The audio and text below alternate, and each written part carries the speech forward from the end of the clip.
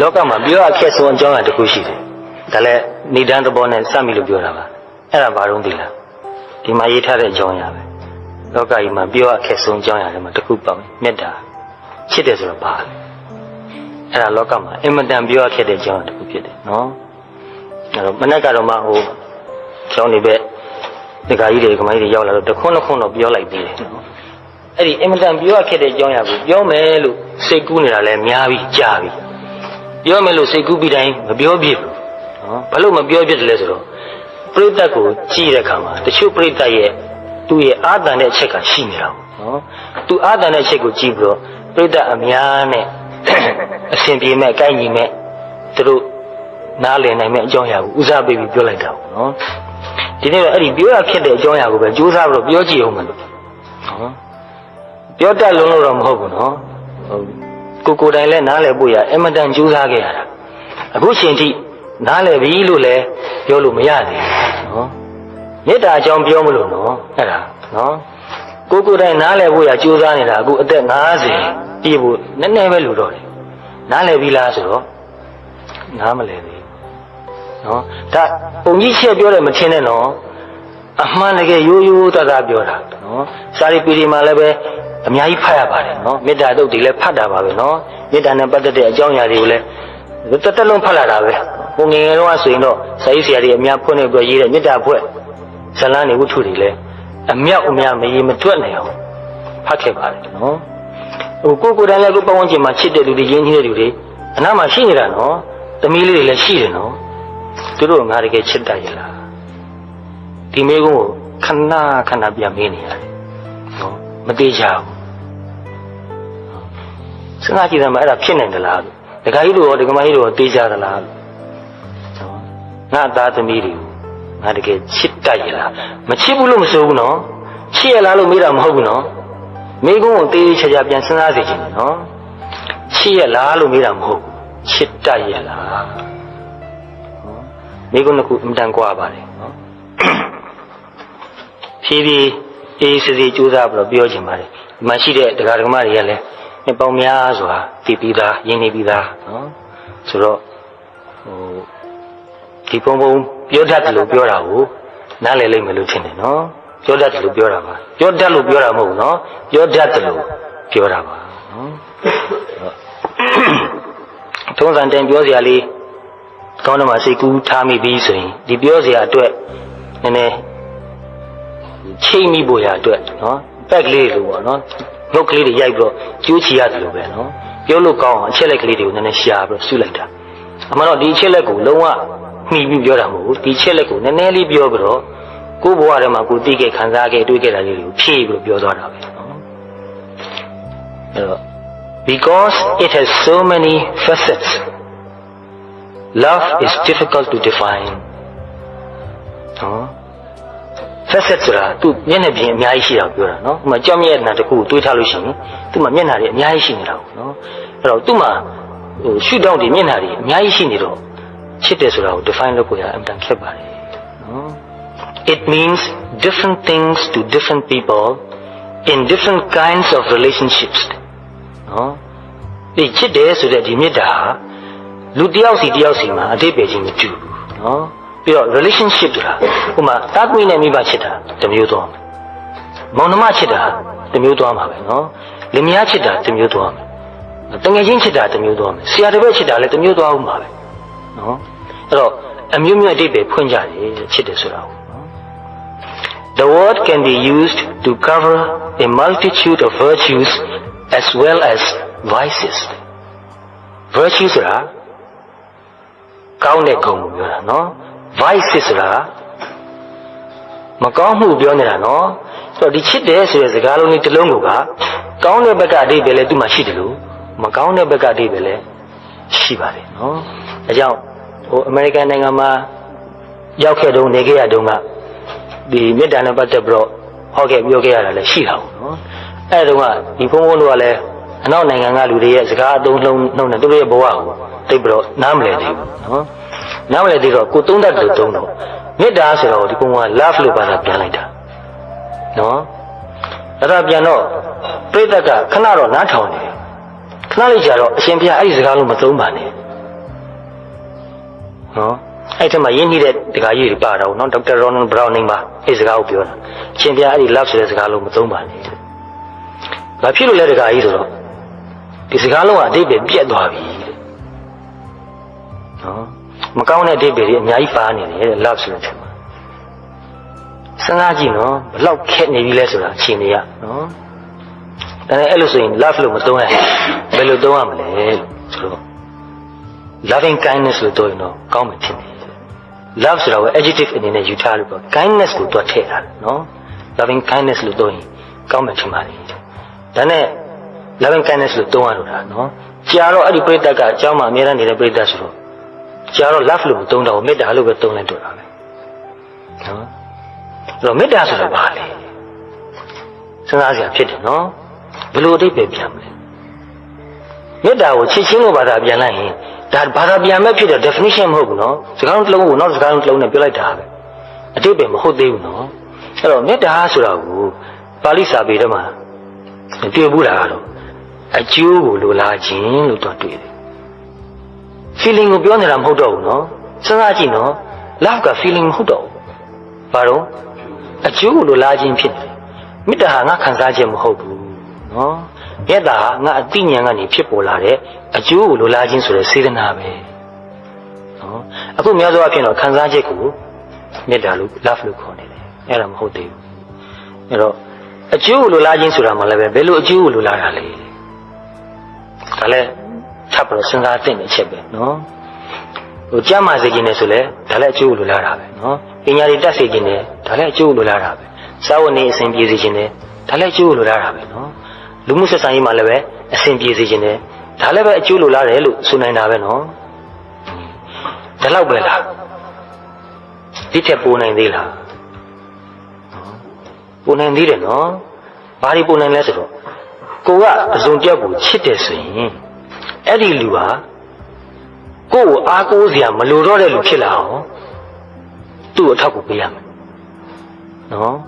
မတာသမီးမွေးလာတယ်ဆိုတော့ငယ်ငယ်လေးနော်ဒီကလေးကမိဘပေါ်မှာရရင်နှုံးကြည့်အားကိုးနေရတယ်နော်အားကိုးနေရတော့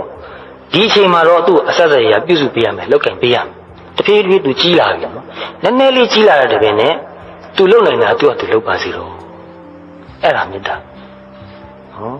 ဥမာသူ့အတူလမ်းလျှောက်နိုင်ပြီဆိုရင်သူ့ကိုချီမထားပါနဲ့ကြာချီထားရင်ဘာဖြစ်မလဲဆိုတော့ခြေထောက်တွေတိမ်သွားလိမ့်မယ်နော်အဲ့တော့လမ်းလျှောက်နိုင်တဲ့ရွယ်မှာလမ်းလျှောက်ပါစီလမ်းလျှောက်နိုင်အောင်သူ့အားပေးတယ်ကိုညီတယ်တခါလူသူလဲကျသွားရင်တော့ပြန်ပြီးတော့ဖေးမလိုက်တယ်နော်ပြီးရင်လမ်းမလျှောက်နဲ့လို့ပိတ်ပင်မလားဆိုတော့မပိတ်ပင်နော်အခုလဲကျသွားပြီမဲ့ထလျှောက်အောင်တဖြည်းဖြည်းပို့ပြီးတော့ကြီးလာမယ်အားတန်လာရင်သူလဲမကြတော့ဘူးနော်အဲ့တော့သူ့အားသူကိုးနိုင်အောင်သူ့အထောက်ကူပေးလိုက်တာနော်ဒီထက်နည်းနည်းလေးကြီးလာရင်ငယ်ငယ်တော့သူ့ပါးစပ်ထဲထိအောင်ထည့်ပေးရတာဝိက္ခာစားတော့ဆိုတော့နှုတ်ကိုပါးစပ်ထဲထိအောင်ထည့်ပေးရနည်းနည်းလေးကြီးလာရင်စားစရာပြော့ပြော့လေးကိုဇွန်းနဲ့ခုန်ပေးတယ်ဒီထက်နည်းနည်းလေးကြီးလာရင်ဇွန်းနဲ့ပကံနဲ့သူ့ပေးလိုက်တော့ခွန်မပေးနဲ့တော့ခွန်ပေးနေရင်ချစ်ရမရောက်တော့ဘူးနော်ခွန်ပေးနေရင်ဘာဖြစ်လဲဆိုတော့ကိုယ့်ဘုံမှာမိခိုနေအောင်လုပ်တာနော်သူအားသူကိုလို့မရအောင်လုပ်ထားတယ်နဲ့တူးနေတယ်နော်အဲဒီကနေ့ကြီးလာပြီဆိုရင်သူ့ဟာသူဟိုးခွက်ပကံတည်းကနေခူးခပ်ပြီးတော့သူယူစားတော့နော်တဘောက dependent ဖြစ်တာနည်းတစ်ထက်နည်းအောင်သူအားပေးရမယ်ကူညီရမယ်ပြုစုပေးရမယ်နော်တခါကြီးကပင်စင်သွားဖို့နေပြီလို့ကြားတယ်ယူပြီးပြီလားဩတုံးလားတကယ်တော့တစ်ချက်တုံးလားတစ်ချက်ကတောင်းပြီးကဲသိတယ်ဒီတခါကြီးကိုဗုဒ္ဓခိတ်မှာတော့တွေ့ဘူးတယ်မိတ်သွားလို့နောက်တော့ပြန်တတိရတာပြောလက်စားစကားလေးအေးစစ်စစ်ပြောဦးမယ်နော်အဲ့တော့ဟိုအဲ့လိုသားသမီးလေးတဖြည်းဖြည်းကြီးလာပြီနော်ကြီးလာတော့ရာဂနှုံးပြည့်ကိုယ့်ပေါ်မှာအားကိုးမိခိုနေရတဲ့အဖြစ်ကနေတဖြည်းဖြည်းတနေ့တခြားသူကြီးလာတယ်လေသူ့အားသူကိုးနိုင်အောင်သူ့အခွင့်အရေးပေးရလိုက်တာပဲနော်မှန်တော့သူ့အားသူကိုးနိုင်အောင်လုပ်ပေးတာအကူအညီပေးတာအခွင့်အရေးပေးတာလည်းမှန်တယ်နော်အဲ့လိုနဲ့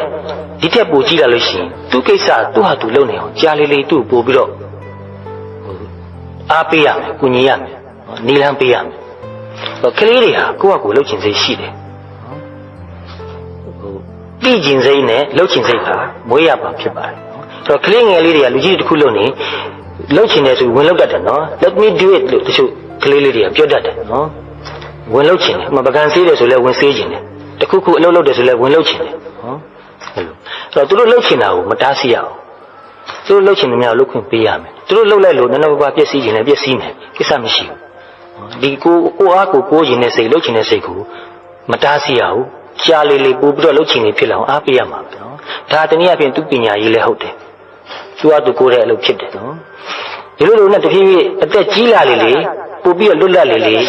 ကိုယ့်အကိုစဉ်းစားရဆုံးဖြတ်ရလိုအပ်ကြရင်လေဖြစ်လာမှာနော်အဲ့တော့တာသမီးကိုချစ်ရင်စဉ်းစားခွင့်ပေးပါမိဘကနေရာတွေကစဉ်းစားပြီးတော့မပေးပါနဲ့နော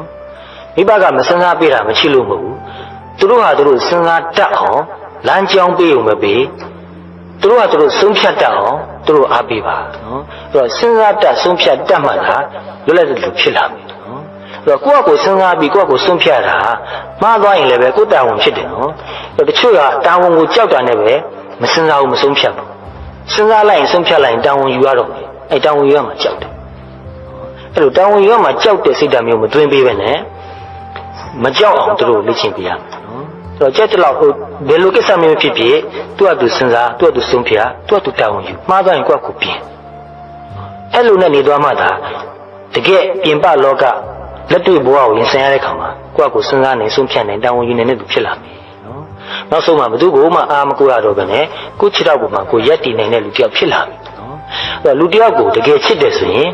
သူ့ချစ်တော့ပေါ်သူရက်တည်နေအောင်သူ့လုပ်ပေးရမယ်သူ့အားဆိုကိုးနေအောင်သူ့လုပ်ပေးရမယ်နော်သူတို့ကမှမိခုံမှုနည်းနေမြနည်းအောင်လုပ်ပေးရမယ်နော်တချို့လူတွေကအဲ့လိုချစ်တယ်နဲ့ပတ်သက်ပြီးတော့သူတို့ခံစားချက်ကလေးတွေကိုပြောပုံဆိုပုံအမြင်ရှိတယ်နော် they think of love in terms of having positive feelings for others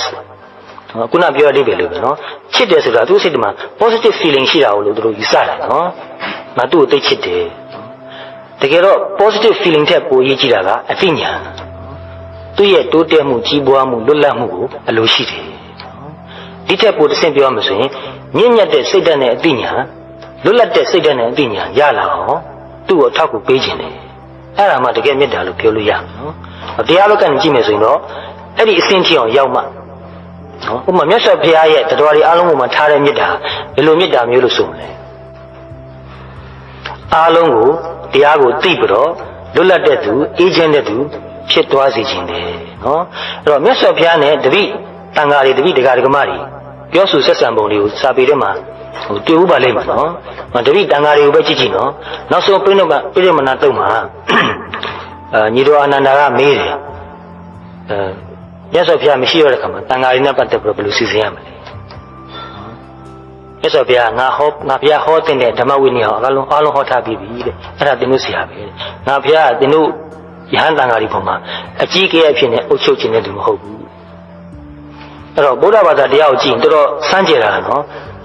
မြတ်စွာဘုရားဟာသူ့နေရာမှာအစာရည်မဲ့သူမထားခဲ့ဘူးဟောခဲ့တဲ့တရားနဲ့ဝိနည်းတွေကိုပဲအဲ့ဒါကိုပဲဆရာအဖြစ်နဲ့ထားခဲ့ပြီနော်ပုဂ္ဂိုလ်ဆွဲလွှမ်းမိုးလို့ကြီးစိုးလို့တဲ့သဘောမရှိဘူးနော်ဒီတရားကိုပဲအသိဉာဏ်နဲ့နားလည်အောင်ကြိုးစားပြီးတော့ကိုယ့်ဟာကိုယ်အသိလေးနဲ့နေသွားစေချင်တယ်လွတ်လပ်မှုကိုအပြည့်ပေးလိုက်တာပဲနော်အမတန်နဲ့တဲ့အမတန်ဆင့်မြင့်တဲ့မေတ္တာလို့ဆိုနေတယ်နော်ကိုယ်မိခိုးနေအောင်အားကိုးနေအောင်မလိုအပ်ပဲနဲ့အကူအညီတွေအများကြီးပေးနေတာမျိုးဟာမေတ္တာမဟုတ်ဘူးနော်သူ့ဟာသူမစင်းစားရဲအောင်မစင်းစားတတ်အောင်မလုပ်ရဲအောင်ချုပ်ချယ်နေတာလည်းမေတ္တာမဟုတ်ဘူးကိုကနေရာတွေကစဉ်းစားပြီးဆုံးဖြတ်ပေးတာမေတ္တာမဟုတ်ဘူးနော် they think of love in terms of having positive feelings for others of taking care of others taking care ကိုမေတ္တာလို့ဒီလိုယူဆတယ်နော်သူကိစ္စတွေလည်းလုပ်ပေးတာကိုမေတ္တာလို့ယူဆတယ်နော်ဒါလုံးဝမလိုအပ်ဘူးလားဆိုတော့မလိုအပ်ဘူးလို့မဆိုနိုင်ဘူးနော်မွေးကစားကလေးလေးဟာသူ့ကိုကဲလို့မဲ့သူ့ကိုပြုစုဆက်ရှောက်မဲ့သူမရှိရင်သူသေသွားမယ်နော်လိုအပ်တယ်နော်ဒါပေမဲ့မလိုအပ်ပဲနဲ့နေရာတကာလိုက်လုပ်ပေးနေဘယ်နဲ့နေမလဲသူ့ကိုလူကြီးဖြစ်ခွင့်မပေးရရောက်သွားတယ်နော်အဲ့တော့လူတယောက်ကိုတကယ်ချစ်တယ်ဆိုရင်သူ့ကိုလူကြီးဖြစ်ခွင့်ပေးရမယ်သူ့အတိုင်းတာလေးနဲ့နော်လူကြီးဖြစ်လာနိုင်အောင်လည်းပဲစဉ်းစားတတ်အောင်ဆုံးဖြတ်တတ်အောင်နည်းမျိုးစုံနဲ့သူ့ကို အကူအညီပေးရမယ်နော်မပိတ်ပင်ရအောင်နော် of taking care of others and of self sacrifice နော် self sacrifice ဆိုတာကိုအနစ်နာခံလိုက်တာနော်သူများအတွက်အနစ်နာခံတာဒါကိုမေတ္တာလို့ယူဆကြတယ်နော်အထက်လျော်အဖြစ်တော့မှားတယ်လို့မဆိုနိုင်ဘူးနော်မှန်ပါတယ် self sacrifice ကလည်းပဲမေတ္တာရဲ့လက္ခဏာတစ်ခုပဲဥပမာမိလောင်တယ်နော်အိမ်ထဲမှာကလေးတစ်ယောက်ရှိတယ်ဘယ်နဲ့လုံးလဲအသက်ဆုံးပြီးတော့ဒီအိမ်ထဲအတင်းဝင်ပြီးတော့ဒီကလေးကိုရအောင်ထုတ်အောင်ပါပဲဒါသူ့ကိုချစ်တာပဲနော်မေတ္တာသဘောပဲဒါ self sacrifice ပဲဒီလိုလုပ်ရင်လည်းကိုယ်ပါအိမိထဲမှာတည်ခြင်းလည်းတည်သွားနေတာပဲနော်အဲ့တော့အဲ့ဒါကိုလည်းပဲမေတ္တာခေါ်တာပဲနော်သို့တော့ဒီလောက်နဲ့မလုံလောက်သေးဘူးခုနပြောသလိုပဲသူတစ်ပါးအတွက်အနစ်နာခံပါတယ်ဆိုပြီးတော့သူတစ်ပါးရဲ့ဘဝကိုအပိုင်စီးထားတာမျိုးရှိတယ်သတိထားကြည့်တွေ့လိုက်ပတ်ဝန်းကျင်မှာနော်ငါကနေတို့အတွက်တက်လို့အနစ်နာခံလာတာဆိုတော့အတိတ်ပဲကငါကနင်တို့အတွက်အနစ်နာခံလာတာမို့လို့ငါပြောတဲ့စကားကိုနင်တို့အတွေ့မသိလိုက်နာရမယ်နော်နင်တို့အသိဉာဏ်နဲ့နင်တို့မစင်စားနဲ့တော့ငါပြောတာကိုကောင်းကြီးလိုက်လက်ခံလိုက်ငါလုပ်ပေးတာကိုလက်ခံတော့ငါကောင်းတယ်ဆိုရင်ကောင်းတယ်လို့ပဲယူဆတော့ငါမကောင်းဘူးဆိုမကောင်းဘူးလို့ပဲယူဆရတော့ငါကနင်တို့အတွက်နင်နာခိုင်းတဲ့အတွက်ကြောင့်နင်တို့ဘဝနဲ့ပတ်သက်ပြီးတော့အဆက်အရာငါမှဆုံးဖြတ်ပိုင်ခွင့်ရှိတယ်လို့ဒီလိုသဘောထားမိတတ်တယ်နော်တချို့ဒီလိုသဘောထားမိတာမျိုးတွေရှိတတ်တယ်နော်ပြောလဲပြောတာတွေအများကြီးကြောက်ပါတယ်နင်တို့အတွက်ငါဘယ်လောက်နင်နာခံခဲ့ရတယ်လဲဆိုတော့တကယ်မေတ္တာဟာအဲ့ဒီစကားကိုထည့်ပြောလို့မရှိဘူးလူတယောက်ကိုတကယ်မေတ္တာထားရဆိုရင်မင်းအတွက်ငါအနစ်နာခံခဲ့တယ်လို့မပြောသင့်တော့နော်အဲ့လိုပြောရင်တကယ်မေတ္တာမဟုတ်တော့ These aspects of love are undoubtedly important parts of the picture နော်အခုနပြောခဲ့တဲ့ချက်တွေဟာဒီမေတ္တာဆိုတဲ့ရုပ်လုံးပေါ်ဖို့ရအတွက်မရှိမဖြစ်လိုအပ်တဲ့အစိတ်အပိုင်းတော့ဟုတ်ပါတယ်နော်မဟုတ်ဘူးလို့မဆိုလိုဘူးနော်ဟုတ်တော့ဟုတ်ပါတယ်နော် but what they do not always remember is that တို့တော့အဲ့လိုလုပ်နေတဲ့လူအဲ့လိုပြောနေတဲ့လူတွေသူတို့တတိမထားမိတဲ့အချက်ကဘာလဲဆိုတော့ at its highest အစစ်အမြင့်ဆုံးဖြစ်တဲ့မေတ္တာမှာနော်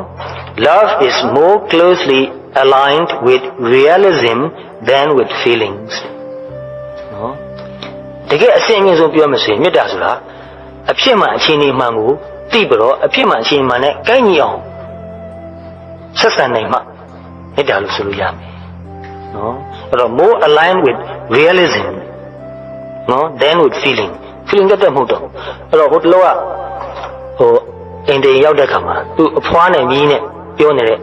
စကားတခုကြားခဲ့ရတာနော်အဖွားကရှေးလူကြီးနော်အသက်80ကျော်လောက်ရှိနေပြီအိမ်ဘဝအိမ်အောက်တောင်ဆင်းနေတော့သူတို့အိမ်ကတော်တော်မြင့်ပါတယ်3တက်လောက်ရှိတယ်နော်မြင်းလေးတွေက16နှစ်19နှစ်20ပတ်ဝန်းကျင်လောက်ရှိတယ်10တန်းတက္ကသိုလ်အဲ့လောက်ဆင်းရှိနေတယ်နော်အဲ့တော့ဒီကလေးတွေကငယ်လေးတွေကဟိုသွားဒီသွားသူတို့သွားနေကြအကြောင်းသွားနေကျူရှင်သွားနေကြနော်ဒါပေမဲ့အဲ့ဒီကလေးတွေအိမ်ဘဝဆင်းသွားပြီဆိုတာနဲ့အဖွားအရင်တမမနဲ့အိမ်မှာနော်သူအင်မတန်ကြောက်နေတယ်အင်မတန်ဆိုးနေတယ်နေမတိထိုင်မတိဖြစ်နေတယ်နော်ကလေးတွေအချိန်မီသူအချိန်မီဆိုတာကတော့သူမျောလင့်တဲ့အချိန်ပေါ့နော်ပြမလာလို့ရှိရင်သူနေမကောင်းဖြစ်တော့မှာနော်တောကလည်းအင်မတန်များတယ်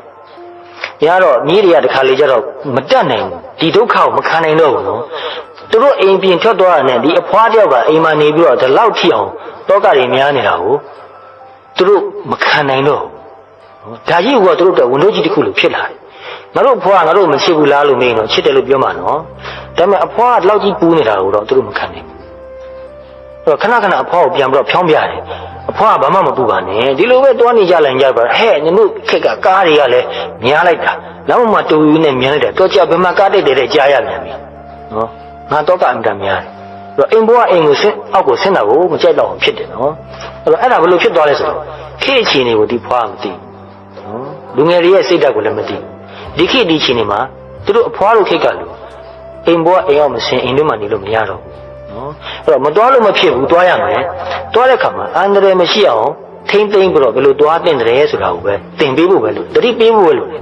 ပြပင်တားစီဖို့မသိနော်ဒီထက်မကတချို့ဆိုရင်ရဝေးကိုတွားနေရတယ်တချို့နိုင်ငံခြားကိုတွားနေရတယ်နော်အဲ့တော့ခေတ်ခါတွေကဒီလိုဖြစ်လာနေတာဆိုတော့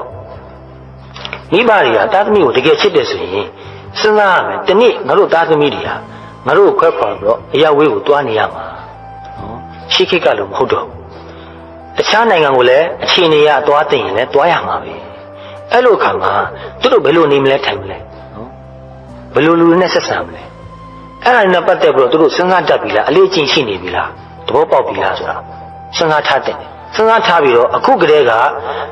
တွားလာလာတာနေတာထင်တာဆရာတို့အပေါင်းအသင်းတွေဘာတွေပေါင်းတာနော်ဘယ်ချိန်ဘယ်အခါမှာဘယ်နေရာကိုတွားတင်တယ်ဘယ်လိုတွားတင်တယ်အသက်အန္တရာယ်မရှိအောင်ဂုဏ်သိက္ခာမထိခိုက်အောင်ဘယ်လိုနေတင်တယ်ဘယ်လိုလူပေါင်းတင်တယ်မပေါင်းတင်မှုဆိုတာအစလူကဲခတ်တတ်အောင်မိဘကတင်ပေးဖို့လိုတယ်ဒီလိုတင်မပေးလို့ရှိရင်တစ်ချိန်မှာပြုံးနဲ့ထွက်သွားတဲ့ခါမှာသူတို့အကြီးကျယ်ဒုက္ခရောက်လိမ့်မယ်နော်အဲ့တော့အချင်းကြီးမှန်ကိုနားလဲပြီးတော့သူတို့ဘဝနဲ့သူတို့ကန့်ညီအောင်နေတတ်အောင်တင်ပေးမှဓမ္မတကယ်မေတ္တာလို့ဆိုနေတယ်တို့မဟုတ်ရင်တော့တန်အောင်စဉ်ကြီးလို့တောကကြီးနေတာကိုပဲမေတ္တာလို့အတိတ်ပဲကောက်မိလိမ့်မယ်နော် Genuine love wants what is best for the other စစ်မှန်တဲ့မေတ္တာ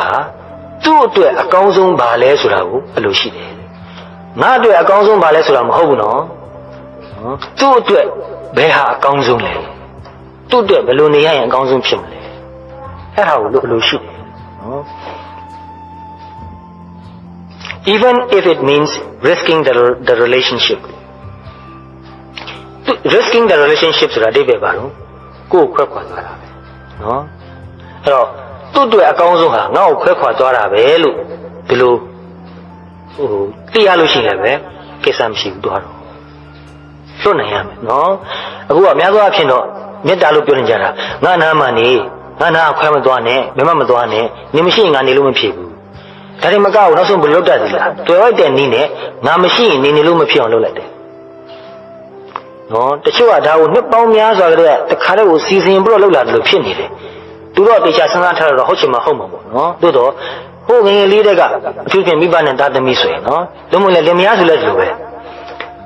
ငါမရှိရင်သူနေလို့မဖြစ်အောင်လုပ်ထားလိုက်တယ်နော်မလုပ်တတ်မကင်တတ်မသွားတတ်မလာတတ်မပေါင်းတတ်အောင်လုပ်ထားလိုက်တယ်အဲ့လိုဆိုရင်ခြေထောက်ကလည်းကိုတုတ်ထားလို့ဖြစ်နေပြီခြေထောက်လည်းကိုချိုးထားလို့ဖြစ်နေပြီငှက်ကလေးလိုပဲအတောင်မောင်ကကြီးနဲ့ကိုက်ပြက်လို့ဖြစ်သွားပြီနော်သူပြန်လို့မရလို့ရှိရင်ငါကြွေးတာစားပြီးငါထားရမှာသူနေရတော့မယ်နော်အဲ့တော့ဘယ်လိုပြောမလဲဆိုတော့ငါကဒီငှက်ကလေးကိုချစ်လွန်းလို့အတောင်ပံလေးဖြတ်ပြီးတော့ငါလှောင်ရင်းလေးနဲ့ထည့်ပြီးတော့အချိန်မှန်မှန်ငါအစာနဲ့ရင်းနဲ့ပေးထားတာချစ်လွန်းလို့ပါဒီလိုပြောလိမ့်မယ်နော်မဟုတ်ဘူးအဲ့ဒါချစ်တာမဟုတ်ဘူးနော်အဲ့ဒါပိုင်ဆိုင်ခြင်းတဲ့သဘောအဲ့ဒါသူ့အကျိုးကိုလိုလားတာမဟုတ်ဘူးကိုယ့်အကျိုးကိုပြန်လိုလားနေတာနော်သူ့အတွက်အကောင်းဆုံးဖြစ်အောင်လုပ်ပေးတာမဟုတ်ဘူးကိုယ့်အတွက်အကောင်းဆုံးဖြစ်အောင်လုပ်နေတာနော်ဒါတွေကအများကြီးဖြစ်နေတယ်နော်လေးလေးနက်နက်ရိုးရိုးသားသားကိုယ့်အကိုစဉ်းစားပါနော်လုံးမရသားဖြစ်နေတယ်နော်အများလည်းဒီလိုပဲလုပ်နေကြတော့ဒီလိုလုပ်တာပဲကောင်းတယ်လို့လည်းထင်ရင်လည်းထင်ပါပဲနော်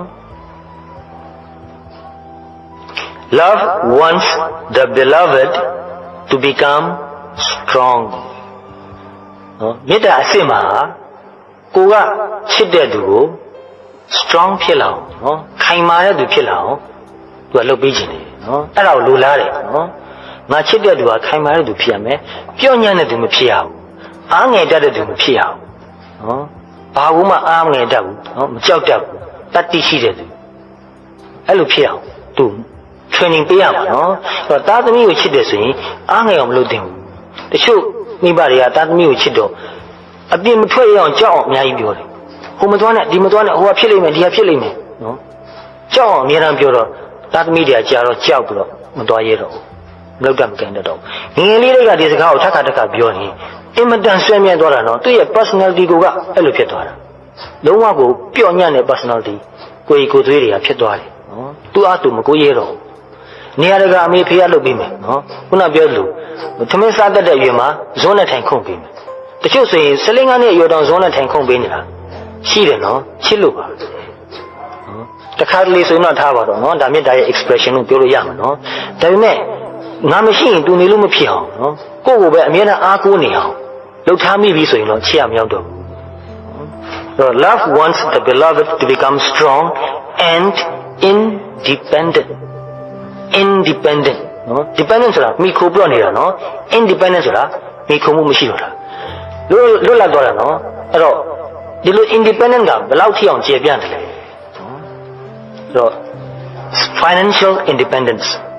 နည်းနည်းလေးကြီးလာရင်သူ့ငွေသူရှာပြီးတော့သူ့ခြေထောက်ပေါ်သူရပ်တည်နေအောင်သူ့အားပေးရအောင်ရှာတတ်ဖွေတတ်အောင်လုပ်တတ်ခံတတ်အောင်သူ့တင်ပေးလိုက်အောင်နော်ပတ်စံလူတိုင်းပေးပါလို့ဖြန့်တောင်းနေရတာမကောင်းဘူးနော် ဟိုငငယ်လေးတော့ကတော့ထားပါတော့အနေလေးကြီးလာရင်သူရှာတတ်အောင်သူသင်ပေးရမယ်သူရှာနိုင်သွားရင်သူနည်းနည်း independent ဖြစ်သွားတာပဲနော်ဒါပေမဲ့မိဘတွေကတချို့အိမ်တော်ကြီးမှာဆိုရင်လည်းပဲယောက်ျားခင်ပွန်းနေတာဒီအလုပ်လုပ်ကန်ကိုမပေးဘူး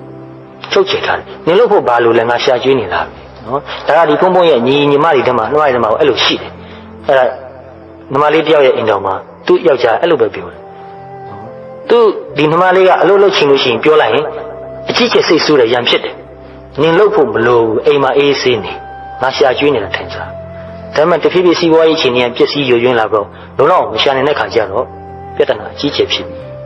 ဒုက္ခအကြီးကျယ်ရောက်ပြီအဲ့ဒီအချိန်ကျမှဆိုတာနှစ်ပေါင်း20လောက်နောက်ကျသွားပြီနော်အဲ့ဒီအချိန်ကျမှအလုပ်ထွက်လို့တော့ဆိုတော့မလုပ်တတ်တော့ဘူးနော်နှစ်ပေါင်း20လောက်အိမ်ထဲမှာနေလာတာဘာမှမလုပ်တတ်တော့နော်အဲ့တော့ financially independent ဖြစ်အောင်သားသမီးကိုစောစောစီးစီးတကလမ်းဖွင့်ပေးရမယ်နော်လင်မယားဆိုလည်းပဲကိုယ်ဇနီးဟာသူ့ဟာသူရှာတတ်ဖို့တောင်းသူ့အချင်းကြီးဖန်တီးပေးလိုက်ရမယ်နော်မွေးကြီးနဲ့ပတ်သက်ပြီးခုပေါ်မှာရာဂိုင်နှုန်းပြည့်မိခုမှုမရှိအောင်နည်းနည်းပါးပါးမိခုမှုတော့ရှိချင်ရှိပါစေနော်ရာဂိုင်နှုန်းပြည့်တော့မဖြစ်သင့်ဘူးနော်ပြီးတော့ emotional independence emotional independence ဆိုတာဥပမာဒီတယောက်ဝင်နေနောက်တယောက်ကပါလိုက်ဝင်နေရတော့လားနော်ဒီတယောက်ငိုနောက်တယောက်ကပါလိုက်ငိုရတော့ဒီတယောက်စိတ်ညစ်ရင်နောက်တယောက်ကပါလိုက်စိတ်ညစ်ရတော့လားအဲ့ဒါ emotionally independent မဖြစ်တာပဲနော်အဲ့တော့အမတ်တမဲ့ကြည့်မယ်ဆိုရင်ငါဝင်နေရင် तू ကပါလိုက်ဝင်နေတယ်ငါငိုရင် तू လည်းလိုက်ငိုတယ်ငါ့ကိုသိချစ်တာပဲလို့ထင်မယ်နော်ကျင်းဆရာလို့ထင်မယ်နော်ငါလည်းငို तू လည်းငိုဘာဆက်လို့အောင်ပါလဲနော်နောက်မှပြဿနာရှိလို့ငါငိုရင် तू ကခေါင်းအေးစိတ်အေးနဲ့ဒီကိစ္စဘယ်လိုဖြေရှင်းရမယ်ဆိုတဲ့နည်းလမ်းကိုရှာပေးနိုင်မှာဆွေးနွေးပေးနိုင်မှာနော်အဲ့တော့ तू က emotionally independent ဖြစ်မှသာကိုယ်အထောက်အကူပေးနိုင်မယ်နော် emotionally independent မဖြစ်ရင်အထောက်အကူမပေးနိုင်ဘူးနော်အဲ psychologically လည်း independent ဖြစ်အောင်နော်စိတ်ဓာတ်ပိုင်းဆိုင်ရာမှာတည်ငြိမ်မှုအေးချမ်းမှုသူ့ဟာသူရှိရမယ်သူ့စိတ်ချမ်းသာမှုကိုငါလုပ်ပေးနေဖို့မလိုဘူးရုပ်ပြစဉ်းစားလိုက်ရင်ဒါနောက်ဆုံးသိမကောင်းဘူးနော်ငါသူ့စိတ်ချမ်းသာအောင်လုပ်ပေးမယ် तू ကငါ့ကိုစိတ်ချမ်းသာအောင်လုပ်ပေးမယ်ဒီလိုမျှော်လင့်ကြရနော်တကယ်ဖြစ်ကြတာလားစဉ်းစားကြည့်စမ်းမိဘစိတ်ချမ်းသာအောင်သားသမီးကတကယ်လုပ်ပေးနေသလားသားသမီးကြောင့်စိတ်ဆင်းရဲတဲ့မိဘတွေဘယ်လောက်များတယ်လဲအမှန်တမ်းများတယ်နော် 99% တော့ကမှမထင်နော်မိဘကြောင့်သားသမီးစိတ်ဆင်းရဲတာကိုရှိတာပါပဲနော်အဲ့ဒါကဘယ်လောက်များမလဲဒါလည်းများတာပဲနော်ရာခိုင်နှုန်းတိကျတော့ပြောလို့တော့မရဘူးပေါ့နော်အဲ့တော့ psychologically independent ဖြစ်ဖို့ဆိုတာ तू တော်တော်ကို strong ဖြစ်မှရမယ်နော်သူ့စိတ်ကို तू တီးပြီးတော့သူ့ဟာသူတည်ငြိမ်အောင်အေးချမ်းအောင်နေလို့ရတယ်သူ့ကိုတယောက်ကလာပြီးစိတ်ဆင်းအောင်လုပ်မယ်ဆိုရင်တော့မှမရအောင်ငါစိတ်ကိုသူများစိတ်ဆင်းအောင်လုပ်လို့မရအောင်ငါစိတ်ကိုငါသိတယ်ငါတည်ငြိမ်အောင်အေးချမ်းအောင်နေလို့ရတယ်အဲ့ဒါကတော့တရားဘာဝနာမပါဘဲနဲ့မရအောင်နော်ဒါကြောင့်တကယ်ချစ်တတ်ဖို့ဆိုတာကကိုယ်တိုင်ကတရားအထုတ်မှရမယ်နော်တရားအမထုတ်တဲ့သူတရားနဲ့ပတ်သက်ပြီးတော့အတိအမြင်လေးနဲ့မှုယဉ်ကျေးမှုမရှိသေးတဲ့သူဟာချစ်တော့ချစ်တယ်မချစ်တတ်တယ်နော်ဒီစကားနှစ်ခုထပ်ခါပြောတာနော်မချစ်ဘူးလို့မဆိုလိုဘူးနော်ဒီဘုန်းဘုန်းကပြောနေတာလူတွေကတယောက်ကိုတယောက်မချစ်ဘူးလို့ပြောနေတယ်လို့ဒီလိုမဟုတ်ဘူးနော်ချစ်ပါတယ်မချစ်တတ်ဘူးနော်အဲ့တော့ကိုယ်တိုင်ကတည်ငြိမ်အေးချမ်းတဲ့သူရင့်ကျက်တဲ့သူခိုင်မာတဲ့သူဖြစ်မှသာသူများကိုတကယ်ချစ်တတ်တယ်နော်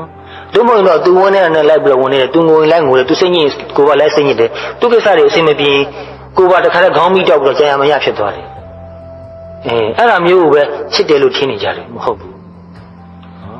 အဲ့တော့ psychologically independent ဖြစ်ရမယ်နော်အဲ့တော့ကိုယ်တိုင်ကစိတ်ကိုအေးချမ်းထားနေရမယ်နော်တာသမီတွေကတောကဖြစ်လို့ရောက်လာပြီဆိုရင်အေးစစ်စစ်နားထောင်နေရမယ်အေးစစ်စစ်သူတို့ပြန်ပြောပြနေရမယ်သူတို့ကိုစိတ်အေးချမ်းမှုပေးနေရမယ်သူတို့မှပူနေတာကိုယ်ပါလိုက်ပူလိုက်လို့ရှိရင်နှစ်ယောက်စလုံးပူပြီးတော့ဘယ်သူမှမအေးတော့အဲ့တော့သူတို့စိတ်ကိုသူတို့နည်းနည်းကြည့်ပြီးတော့တီးပြီးတော့သူတို့ကသူတို့တည်ငြိမ်အောင်အေးချမ်းအောင်ဘယ်လိုလုပ်ရင်ရမလဲဆိုတော့မိဘကနေလန်းရှာပေးရမယ်တခြားမိတ်ဆွေတွေလည်းဒီလိုပါပဲနော်တယောက်ကိုတယောက်ကူညီပေးခြင်းနဲ့ဆိုရင်သူ့တရားအားထုတ်ဖို့ရနေလန်းပေးရမယ်ငယ်လေးတွေကနော်15နှစ်အရွယ်လောက်ကလေးကဒါကိုလေ့ကျင့်ပေးဖြစ်တယ်နော်ဓမ္မသာသူက psychologically independent ဖြစ်လာမယ်နော်ပြီးတော့ intellectual independence ဆိုလည်းရှိသေးတယ်နော်ကိုယ်တစ်ခုခုသိချင်သူများပြောပြမှအသိမှာဆိုပြီးထိုင်ဆောင်နေရတယ်ဆိုရင်ဒီလိုက intellectually independent မဖြစ်ဘူးနော် dependent ဖြစ်နေတယ်အဲ့တော့ဆရာတပည့်ဒီမှာဒါပိုတော်အရေးကြီးတယ်နော်ငါတပည့်ဟာသူသိကျင်တာကိုသူ့ဟာသူရှာတတ်ရမယ်သူ့အဖြေကိုသူ့ဟာသူရှာတတ်ရမယ်သူ့ဟာသူ research လုပ်နေရမယ်research ဆိုတာဘယ်ဘာသာရမှာဖြစ်ရှိတာပဲနော် Burmese major ယူလည်းပဲ research ရှိတာပဲ English major ယူလည်း research ရှိတာပဲ history ယူလည်း research ရှိတာပဲနော်အဲ့တော့သူပြောတဲ့အချိန်ကိုငါစောင့်ပြီးတော့နေရမှာပဲဆိုရင်ဒါ dependent ဖြစ်သွားပြီနော်တပည့်ကိုအဲ့လိုနေရာမှာထားရစေဟာတပည့်ကိုချစ်ရမလို့နော်ငါတပည့်ဟာသူ့ဟာသူရှာတတ်ရမယ်နောက်ဆုံးမှာဘယ်လောက်ထိအောင်ဖြစ်သွားမလဲဆိုတော့သူ့ဟာသူရှာရင်းဖွေရင်းနဲ့ငါထက်တော့ပိုသိတဲ့သူဖြစ်သွားရမယ်နော်အသိဉာဏ်ပိုင်းဆိုင်ရာမှာငါ့ပေါ်မှာပေခိုတဲ့သူအားကိုးတဲ့သူဖြစ်မနေရဘူးအခုအချိန်မှာတော့သူလိုသေးလို့ငါအကူအညီတက်နေတော့ပေးနေရတယ်သူလည်းယူနေရတယ်သူ့တော်ပြောရမယ်မင်းတစ်သက်လုံးသူများကိုမိခိုလို့မရဘူးနော်မင်းတစ်သက်လုံးဆရာကိုလည်းမိခိုနေလို့မရဘူးမင်းသိချင်တာမင်းရှာရမယ်စဉ်းစားရမယ်တွေးခေါ်ရမယ်နော်သူ့ဟာသူတီထွင်ကြံစပြီးတော့ဆရာရဲ့လုပ်ပုံလုပ်နည်းနဲ့မတူအောင်လုပ်နိုင်ရမယ်ဆရာထက်ပိုကောင်းအောင်လုပ်နိုင်ရမယ်နော်အဲ့တော့အထူးသဖြင့်ပညာရှင်ဖြစ်လာပြီဆိုရင်ဒီသဘောထားရှိဖို့ပိုအရေးကြီးပါတယ်နော်အဲ့တော့ပညာရှင်ဟာရိုးသားတဲ့စိတ်ရှိတယ်သူသိတာကိုသိတဲ့လောက်တိတိကျကျတပည့်ကိုပြောပြတယ်နော်သူမသိတာကိုလည်းပဲမသိဘူးလို့ပဲရိုးရိုးသားသားပြောနိုင်တယ်ပြောရတဲ့တတ္တိလည်းသူ့မှာရှိတယ်အဲ့လိုတတ္တိရှိမှလည်းပဲသူဟာစိတ်ဓာတ်ခိုင်မာရင်းချစ်တဲ့သူလို့ပြောလို့ရမှာနော်သူက emotionally ရော psychologically ရော independent ဖြစ်တဲ့သူလို့ပြောလို့ရမှာနော်ပြီးတော့ကိုယ်တပည့်ကအတက်ပင်ငယ်ဆိုလည်းပဲကိုယ့်ထက်သူကပိုသိနေတာလေးတွေရှိတတ်တယ်နော်တချို့နေရာမှာပေါ့ကိုမသိဘူးသူသိတယ်သူမသိဘဲနဲ့ကိုသိနေတာလည်းပဲရှိတာပါပဲနော်အဲ့တော့သူကမသိလို့ကိုကသိနေတာကိုကပြောပြမယ်ကိုကမသိဘဲနဲ့ကိုတပည့်ကပိုသိနေတာကိုတပည့်စီကပြန်ယူနိုင်ရမယ်နော်အဲ့ဒါမှသာအဲ့ဒီဆရာသူကိုယ်တိုင်လည်းပဲ independent ဖြစ်တယ်လို့ဆိုလို့ရတယ်နော်တို့မဟုတ်ရင်ငါမသိတာကိုငါတပည့်ကပိုသိသွားရင်तू ကငါအချက်ကိုရောက်သွားမှာပေါ့နော်အဲ့တော့အဲ့လိုမဖြစ်အောင်စောစောလေးကသူ့ကိုဥချိုးထားလိုက်နော်ပို့ပြီးတော့မသိအောင်သိဖို့ရအခွင့်မပေးနဲ့အကုန်လုံးပိတ်ထားလိုက်နော်မဆွေးနွေးပြီးတော့ငါဆွေးနွေးလိုက်လို့ရှိရင် तू ပိုသိသွားမယ်မဆွေးနွေးတော့ဆိုအဲ့ဒီဆရာကိုယ်တိုင်ကမေတ္တာမရှိတဲ့ဆရာဖြစ်သွားပြီနော်သူကိုယ်တိုင်က emotionally psychologically intellectually independent မဖြစ်ဘူးဒီလိုပြောလို့ရမှာနော်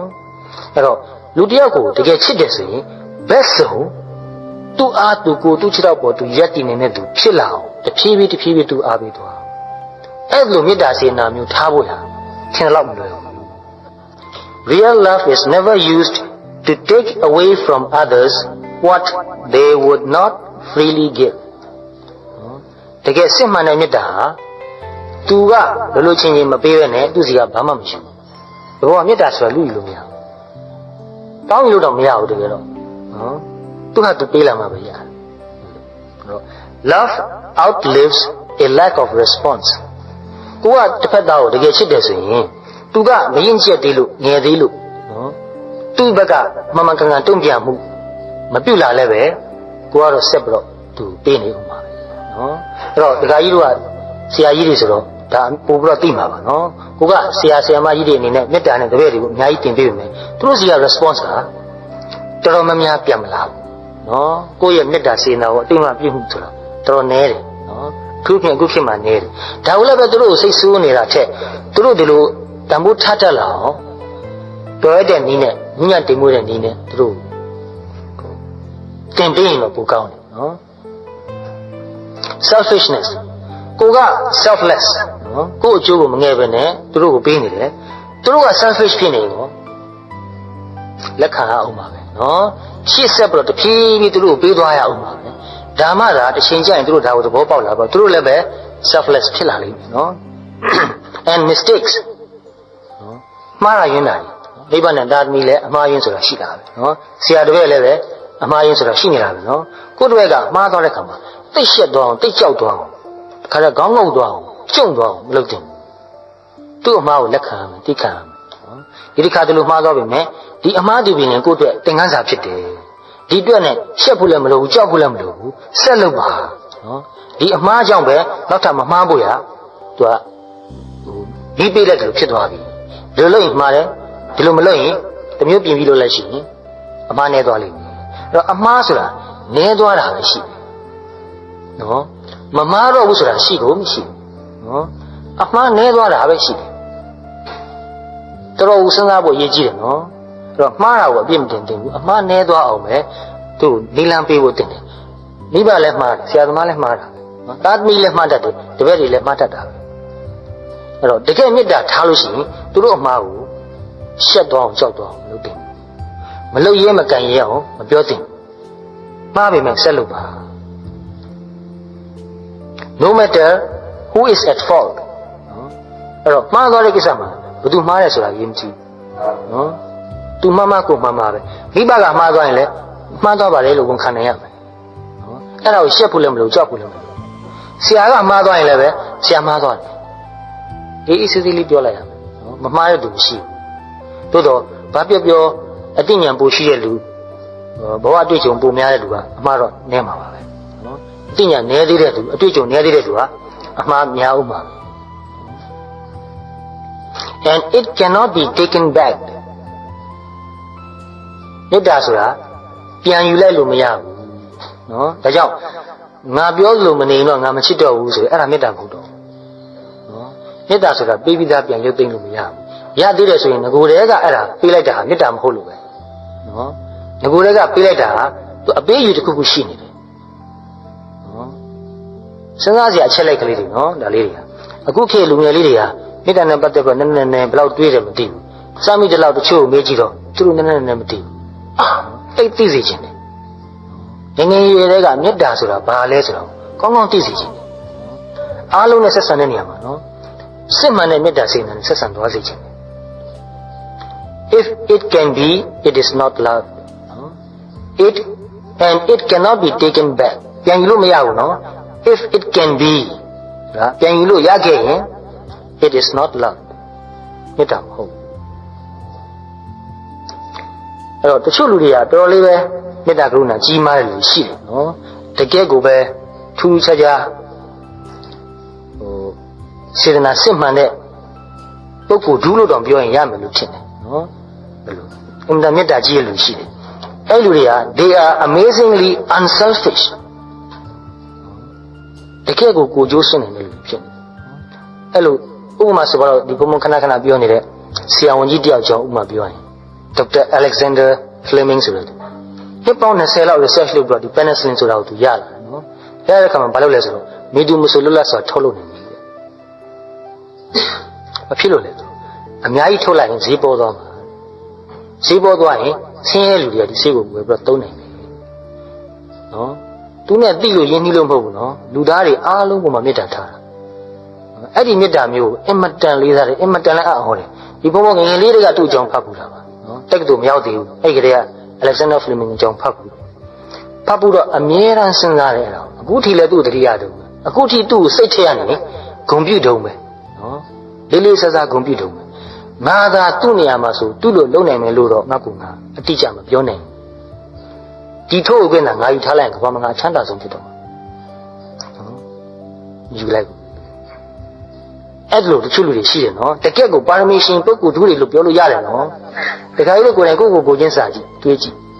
နော်မတုံးမဖြစ်တဲ့ပစ္စည်းတစ်ခုဆေးဝါးတစ်ခုဆေးဝါးဆိုတာအသက်အနယ်ပတ်သက်နေတာနော်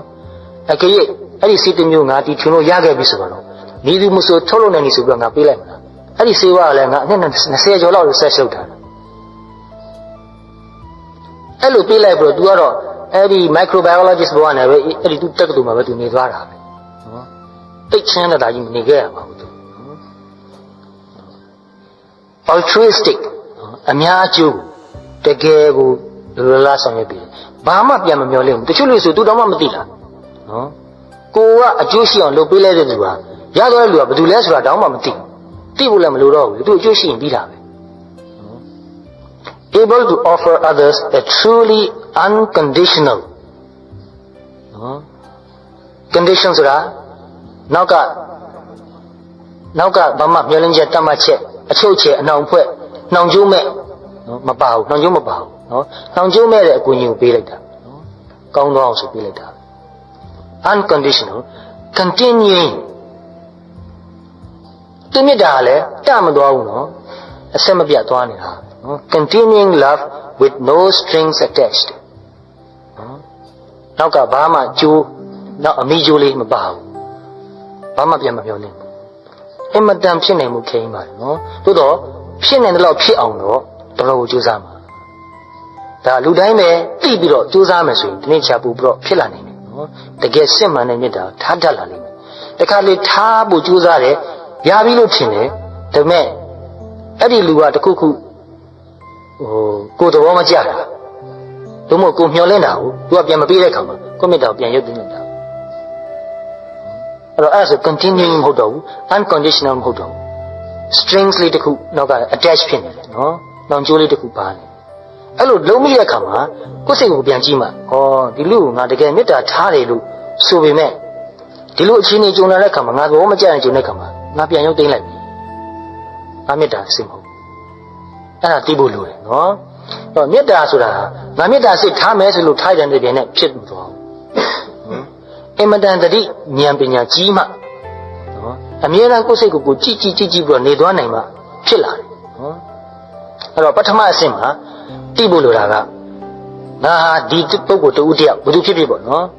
ဇနီးလင်မယားဖြစ်ခြင်းဖြစ်မယ်သားသမီးဖြစ်ခြင်းဖြစ်မယ်ဆရာတစ်ပည့်ဖြစ်ခြင်းဖြစ်မယ်တငယ်ချင်းဖြစ်ခြင်းဖြစ်မယ်လုပ်ဖို့ကံဖြစ်ခြင်းလည်းဖြစ်မယ်ဘာမှမသိတဲ့လူဖြစ်ခြင်းလည်းဖြစ်မယ်နော်အဲ့တော့သူ့ပုံမှာကိုကမေတ္တာထားနေတယ်လို့မေတ္တာအစစ်အမှန်နဲ့ဆက်ဆံနေတယ်လို့ကိုကထင်ထားရကနေတစ်ချိန်ချိန်မှာအကြောင်းတိုက်ဆိုင်မှုတစ်ခုခုရှိလာလို့မေတ္တာမထားနိုင်တော့တဲ့အခါမှာအဲ့ဒီစိတ်ကိုတေးသေးချာချာပြန်ကြည့်လိုက်ဖို့အဲ့ဒါအမှန်တန်ရေးကြည့်တယ်အဲ့ဒါမလုပ်လို့မဖြစ်နော်တကယ်စစ်မှန်တဲ့မေတ္တာထားနိုင်တဲ့သူဖြစ်လာဖို့အရေးမှာဒီ step က first step ပထမခြေလှမ်းပဲငါမေတ္တာမထားနိုင်သေးဘူးငါမေတ္တာမျှော်လင့်ချက်ပါနေတယ်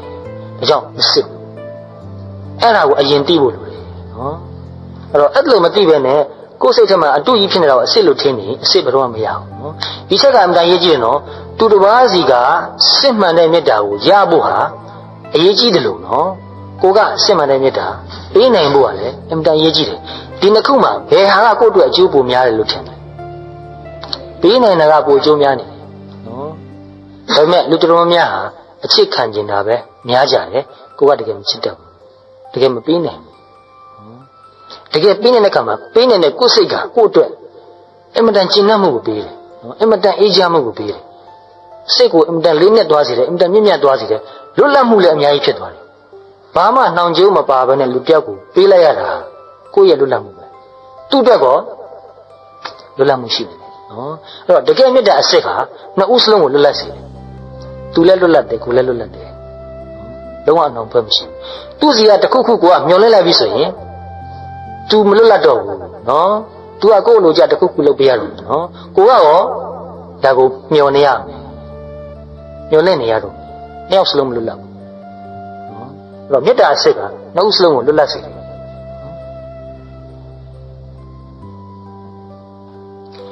Their unconditional love allows them to love without concern for themselves. သူတို့ရဲ့နှောင်ကြိုးမပါတဲ့မေတ္တာဟာ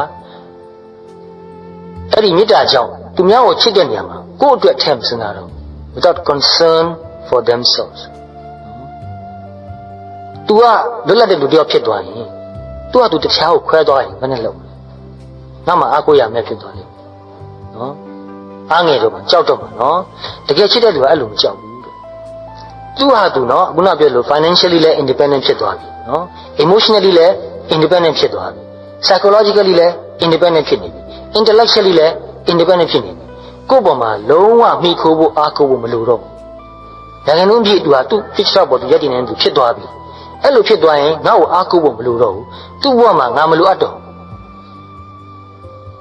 နော်လူတော်များအဲ့ဒါကိုကြောက်တယ်ငါမရှိရင်နေလို့မဖြစ်ဘူးဆိုတာလေးကိုသိလို့ချင်တာပဲနော်ငါမရှိရင်နေလို့ဖြစ်တယ်ဆိုရင်ကိုမကြိုက်တော့ဘူးအဲ့ဒါကိုသဘောမကျအဲ့ဒါလက်မခံနိုင်ဘူးအဲ့ဒါသိအားငယ်စရာဖြစ်သွားတယ်နော်အဲ့တော့ငါမရှိတဲ့သူနေလို့ဖြစ်တယ်ဆိုရင်ငါမှအားငယ်စရာဖြစ်သွားပြီဆိုရင်ငါဟာအားငယ်တတ်တဲ့သူဖြစ်နေပြီအားငယ်တတ်တဲ့သူဟာချစ်တတ်တဲ့သူဖြစ်ဖို့အများကြီးလိုသေးတယ်အများကြီးဝေးသေးတယ်နော်ဒါကြောင့်ကိုယ်တိုင်ကအားမငယ်တတ်တဲ့သူကိုယ်တိုင်ကကိုအားကိုးနေတဲ့သူအစစအရာမှာကိုချစ်တဲ့ပေါ်ကိုရတဲ့နေတဲ့သူဖြစ်လာမှသာသူတစ်ပါးကိုလည်းပဲအဲ့ဒီတိုင်းပေးနေတယ်နော်အဲ့တော့တကယ်သိချင်စဉ်းစားကြည့်တော့ ဘယ်အချိန်မှလူတယောက်နဲ့တယောက်ကတကယ်ချစ်တဲ့သူဖြစ်မလဲဆိုတော့သူလဲသူ့အားသူကိုးနိုင်တဲ့သူကိုလဲကိုအားကိုးနိုင်တဲ့သူသူမရှိလည်းပဲကိုယ့်ဘဝကိုကိုယ့်အကိုအဓိပ္ပာယ်ရှိရှိကြည်ကြည်နက်ပြည့်ပြည့်စုံစုံနေသွားနိုင်တဲ့လူကိုမရှိလည်းပဲသူ့ဘဝကိုသူ့ဟာနဲ့သူအဓိပ္ပာယ်ရှိရှိနော်ကြည်ကြည်နက်ချမ်းသာနေသွားနိုင်တယ်အဲ့ဒီလူနှစ်ယောက်ကတယောက်ကိုတယောက်ချစ်တယ်ဆိုရင်တော့အင်မတန်ချစ်တာပဲတကယ်စစ်မှန်တဲ့ချစ်လို့ပဲပြောလို့ရတယ်တော့တကယ်မေတ္တာအစစ်ဆိုတာ independent ဖြစ်တဲ့လူနှစ်ယောက်မှာဖြစ်နိုင်တယ်ကိုယ်သားသမီးပဲဖြစ်ဖြစ်နော်ကိုကပြုစုပေးတယ်ပြုထောင်ပေးတယ်တဖြည်းဖြည်းကြီးလာတယ်ပညာတွေသင်တယ်တက်လာတယ်လုပ်ရည်ကံရည်တွေစဉ်းစားလာတယ်တွေးခေါ်လာတယ်သူမှအများကြီးတိုးတက်လာတယ်တဖြည်းဖြည်းအလောက်ကန်လုပ်တဲ့ပတ်စံတွေပါတွေသူရှာနိုင်တယ်ကိုယ်ပိုင်လုပ်ဖြစ်ခြင်းလည်းဖြစ်မယ်နော်တခြားတစ်ခုခုဌာနတစ်ခုမှာလုပ်ပြီးတော့ဖြစ်ခြင်းလည်းဖြစ်မယ်နော်နောက်ဆုံးသူ့အိုသူ့အိမ်နဲ့သူ့အတူရပ်တည်နိုင်သွားပြီအဲ့ဒီအချိန်မှာအဲ့ဒီသားသမီးနဲ့အဲ့ဒီမိဘဟာ dependent ဖြစ်တဲ့မေတ္တာမဟုတ်တော့ဘူး independent ဖြစ်တဲ့မေတ္တာဖြစ်သွားပြီအဲ့ဒီအချိန်မှာသားသမီးနဲ့မိဘ relationship ပုံစံလည်းပြောင်းသွားပြီနော်မိတ်ဆွေကောင်းပုံစံကိုပြောင်းသွားရပြီ and without necessarily being loved in return အဲ့ဒီချက်ကပို့တော့ရည်ကြီးတယ်နော် their unconditional love allows them to love without concern for themselves နော်ကိုယ့်ဘဝကိုထမ်းတွေ့ဘူးနော် and without necessarily being loved in return နောက်ပြန်ချစ်မှာပဲဆိုတဲ့မျှော်လင့်ချက်တော့မထားတော့ဘူးနောက်ပြန်မချစ်လည်းရင်မကြည့်တော့အဲ့လိုစိတ်ထားတဲ့လူမှာ तू ဘယ်လောက် independent ဖြစ်မလဲစဉ်းစားကြည့်နော်ငါကသူ့ပုံမှာမှန်မှန်ကန်ကန်မေတ္တာစိတ်နဲ့သူ့အတွက်အကောင်းဆုံးဖြစ်မဲ့အရာတွေကိုငါဆောင်ရွက်ပေးတယ်အကူအညီပေးလိုက်တယ်နောက်ဆုံးငါ့ကိုပါအားကိုးဖို့မလိုတော့တဲ့လူတယောက်ဖြစ်လာအောင်သူ့အားသူကိုယ်နဲ့လူတယောက်ဖြစ်လာအောင်ငါအထောက်ပံ့ပေးလိုက်တယ်နော်နောက်ဆုံး तू ကငါ့ကိုမလိုတော့တော့तू ငါ့ကိုပြန်ချစ်မှာပဲလို့တော့မှမမျှော်လင့်တော့ဘယ်လောက် free ဖြစ်သွားလဲဆိုတာကြည့်မယ်နော်နောက်ဆုံးအဆင့်မှာအဲ့ဒါတော့မမျှော်လင့်တော့ getting a return on their love is not what matters to them ကိုကသူ့ကိုချစ်လို့သူ့စီကတစ်ခုခုပြန်ရဖို့ဆိုတဲ့မျှော်လင့်ချက်ကသူ့အတွက်တည်းအဲ့ဒါအရေးမကြီးတော့ဘူးနော် not what matters to them truly unconditional love is both free and freeing နော်ဒါခုနပြောတဲ့အတိပဲနော်ပါသွားပြီနော်တကယ်ကိုစစ်မှန်တဲ့ဘာမှပြန်ပြီးတော့မမျော်လင့်တဲ့နော်မေတ္တာဟာအဲ့ဒီမေတ္တာစိတ်ကလည်းလွတ်လပ်နေတယ်လို့အဲ့ဒီမေတ္တာကိုပေးလိုက်ရတဲ့ခံရတဲ့လူဖို့လည်းပဲလွတ်လပ်တယ်အဲ့တော့ဒီအချက်ကိုတေချာကိုလေးလေးနဲ့စဉ်းစားစီချင်တာနော် both free and freeing they are free to love or not သူချစ်တယ်ဆိုရင်လည်းလွတ်လပ်ချစ်တာပဲမချစ်ရှင်လည်းမချစ်ဘဲနေရုံပဲရှိတာပဲဒါအတင်းကြပ်ကြီးအမိန့်နဲ့ပြေးလို့ရတဲ့ကိစ္စမဟုတ်နော် and others are free to respond or not သူတစ်ပါးကလည်းသူကမေတ္တာစေတနာနဲ့ကုညီပေးတာဆံရပေးတာကိုပြန်ပြီးတော့တုတ်ပြန်ခြင်းလဲတုတ်ပြန်ပါမတုတ်ပြန်ခြင်းလဲနေပါကိစ္စမရှိဘူး others are allowed to grow on their own terms သူတစ်ပါးဟာသူ့ဟာနဲ့သူ့ဘဝသူ့အခြေအနေသူ့ personality သူ့ပါရမီလျောက်ကြီးပွားသွားမှာပဲနော်အဲ့ဒါကိုသူကခွင့်ပြုနိုင်တယ်ဒီလိုခွင့်ပြုနိုင်မှုတော်ခဲရင်နော်အလုံးခဲရင်အဲ့ဒါနဲ့ပတ်သက်ပြီးစဉ်းစားလိုက်ဒီဘဝကိုခံစားချက်ကလေးကိုပြန်တတိရတယ်နော်ဆိုတော့ပုံမလင်းပဲတိပိသားကိုပဲပြောမှဆိုဒီဘုံကမိဘတွေကဗုဒ္ဓဘာသာမဟုတ်နော်ဘုံကဝါနာပါလာလို့ကိုယ့်ကိုစားပြီးဖတ်ရှင်လေးလိုက်နေကိုယ့်ကိုဗုဒ္ဓဘာသာဘက်ကိုစိတ်ဝင်စားရတယ်နော်မကောင်းတာလည်းတစ်ခုမှမလုပ်နော်ဗုဒ္ဓဘာသာတရားမှာမကောင်းမှုအားပြည့်တစ်ချက်မှမပါဘူးခဏမိဘနဲ့ရံဖြစ်တယ်ရံဖြစ်တဲ့မင်္ဂလာတုတ်တို့ဘာတို့ထိုးပြီးပြရတယ်ဒီမှာဖတ်ကြည့်ဒီထက်မှမကောင်းတာဘာပါလဲပြစမှာတစ်ခုလောက်မကောင်းတာပြအဲ့ဒီမကောင်းတာကိုပယ်လိုက်မယ်ကံဟောင်းမှာပါတယ်နော်မာတာပိတုဥပဋ္ဌာန်မိဘဆိုတော့ဒီတစ်ချက်ထဲနဲ့ပဲတော်တော်နိုင်သွားတာနော်မိဘကိုလို့ကြည့်အောင်လို့ပါတယ်မကြိုက်ဘူးလားလို့မကြိုက်ရင်ပြောလို့အဲ့ဒါဒီချက်ကိုပြောမြန်လှန်လိုက်မယ်အဲ့လိုကြောက်လဲသူတို့ကမတတ်နိုင်ဘူးနော်ဒါပေမဲ့လွတ်လောက်ခွင့်မပေးဘူးအဲ့တော့ကိုယ် own terms နဲ့ကိုယ့်အကူကြီးပွားသွားတာကိုခွင့်မပြုနိုင်ဘူးသူတို့ terms အတိုင်းကြီးပွားမှကြိုက်တယ်နော်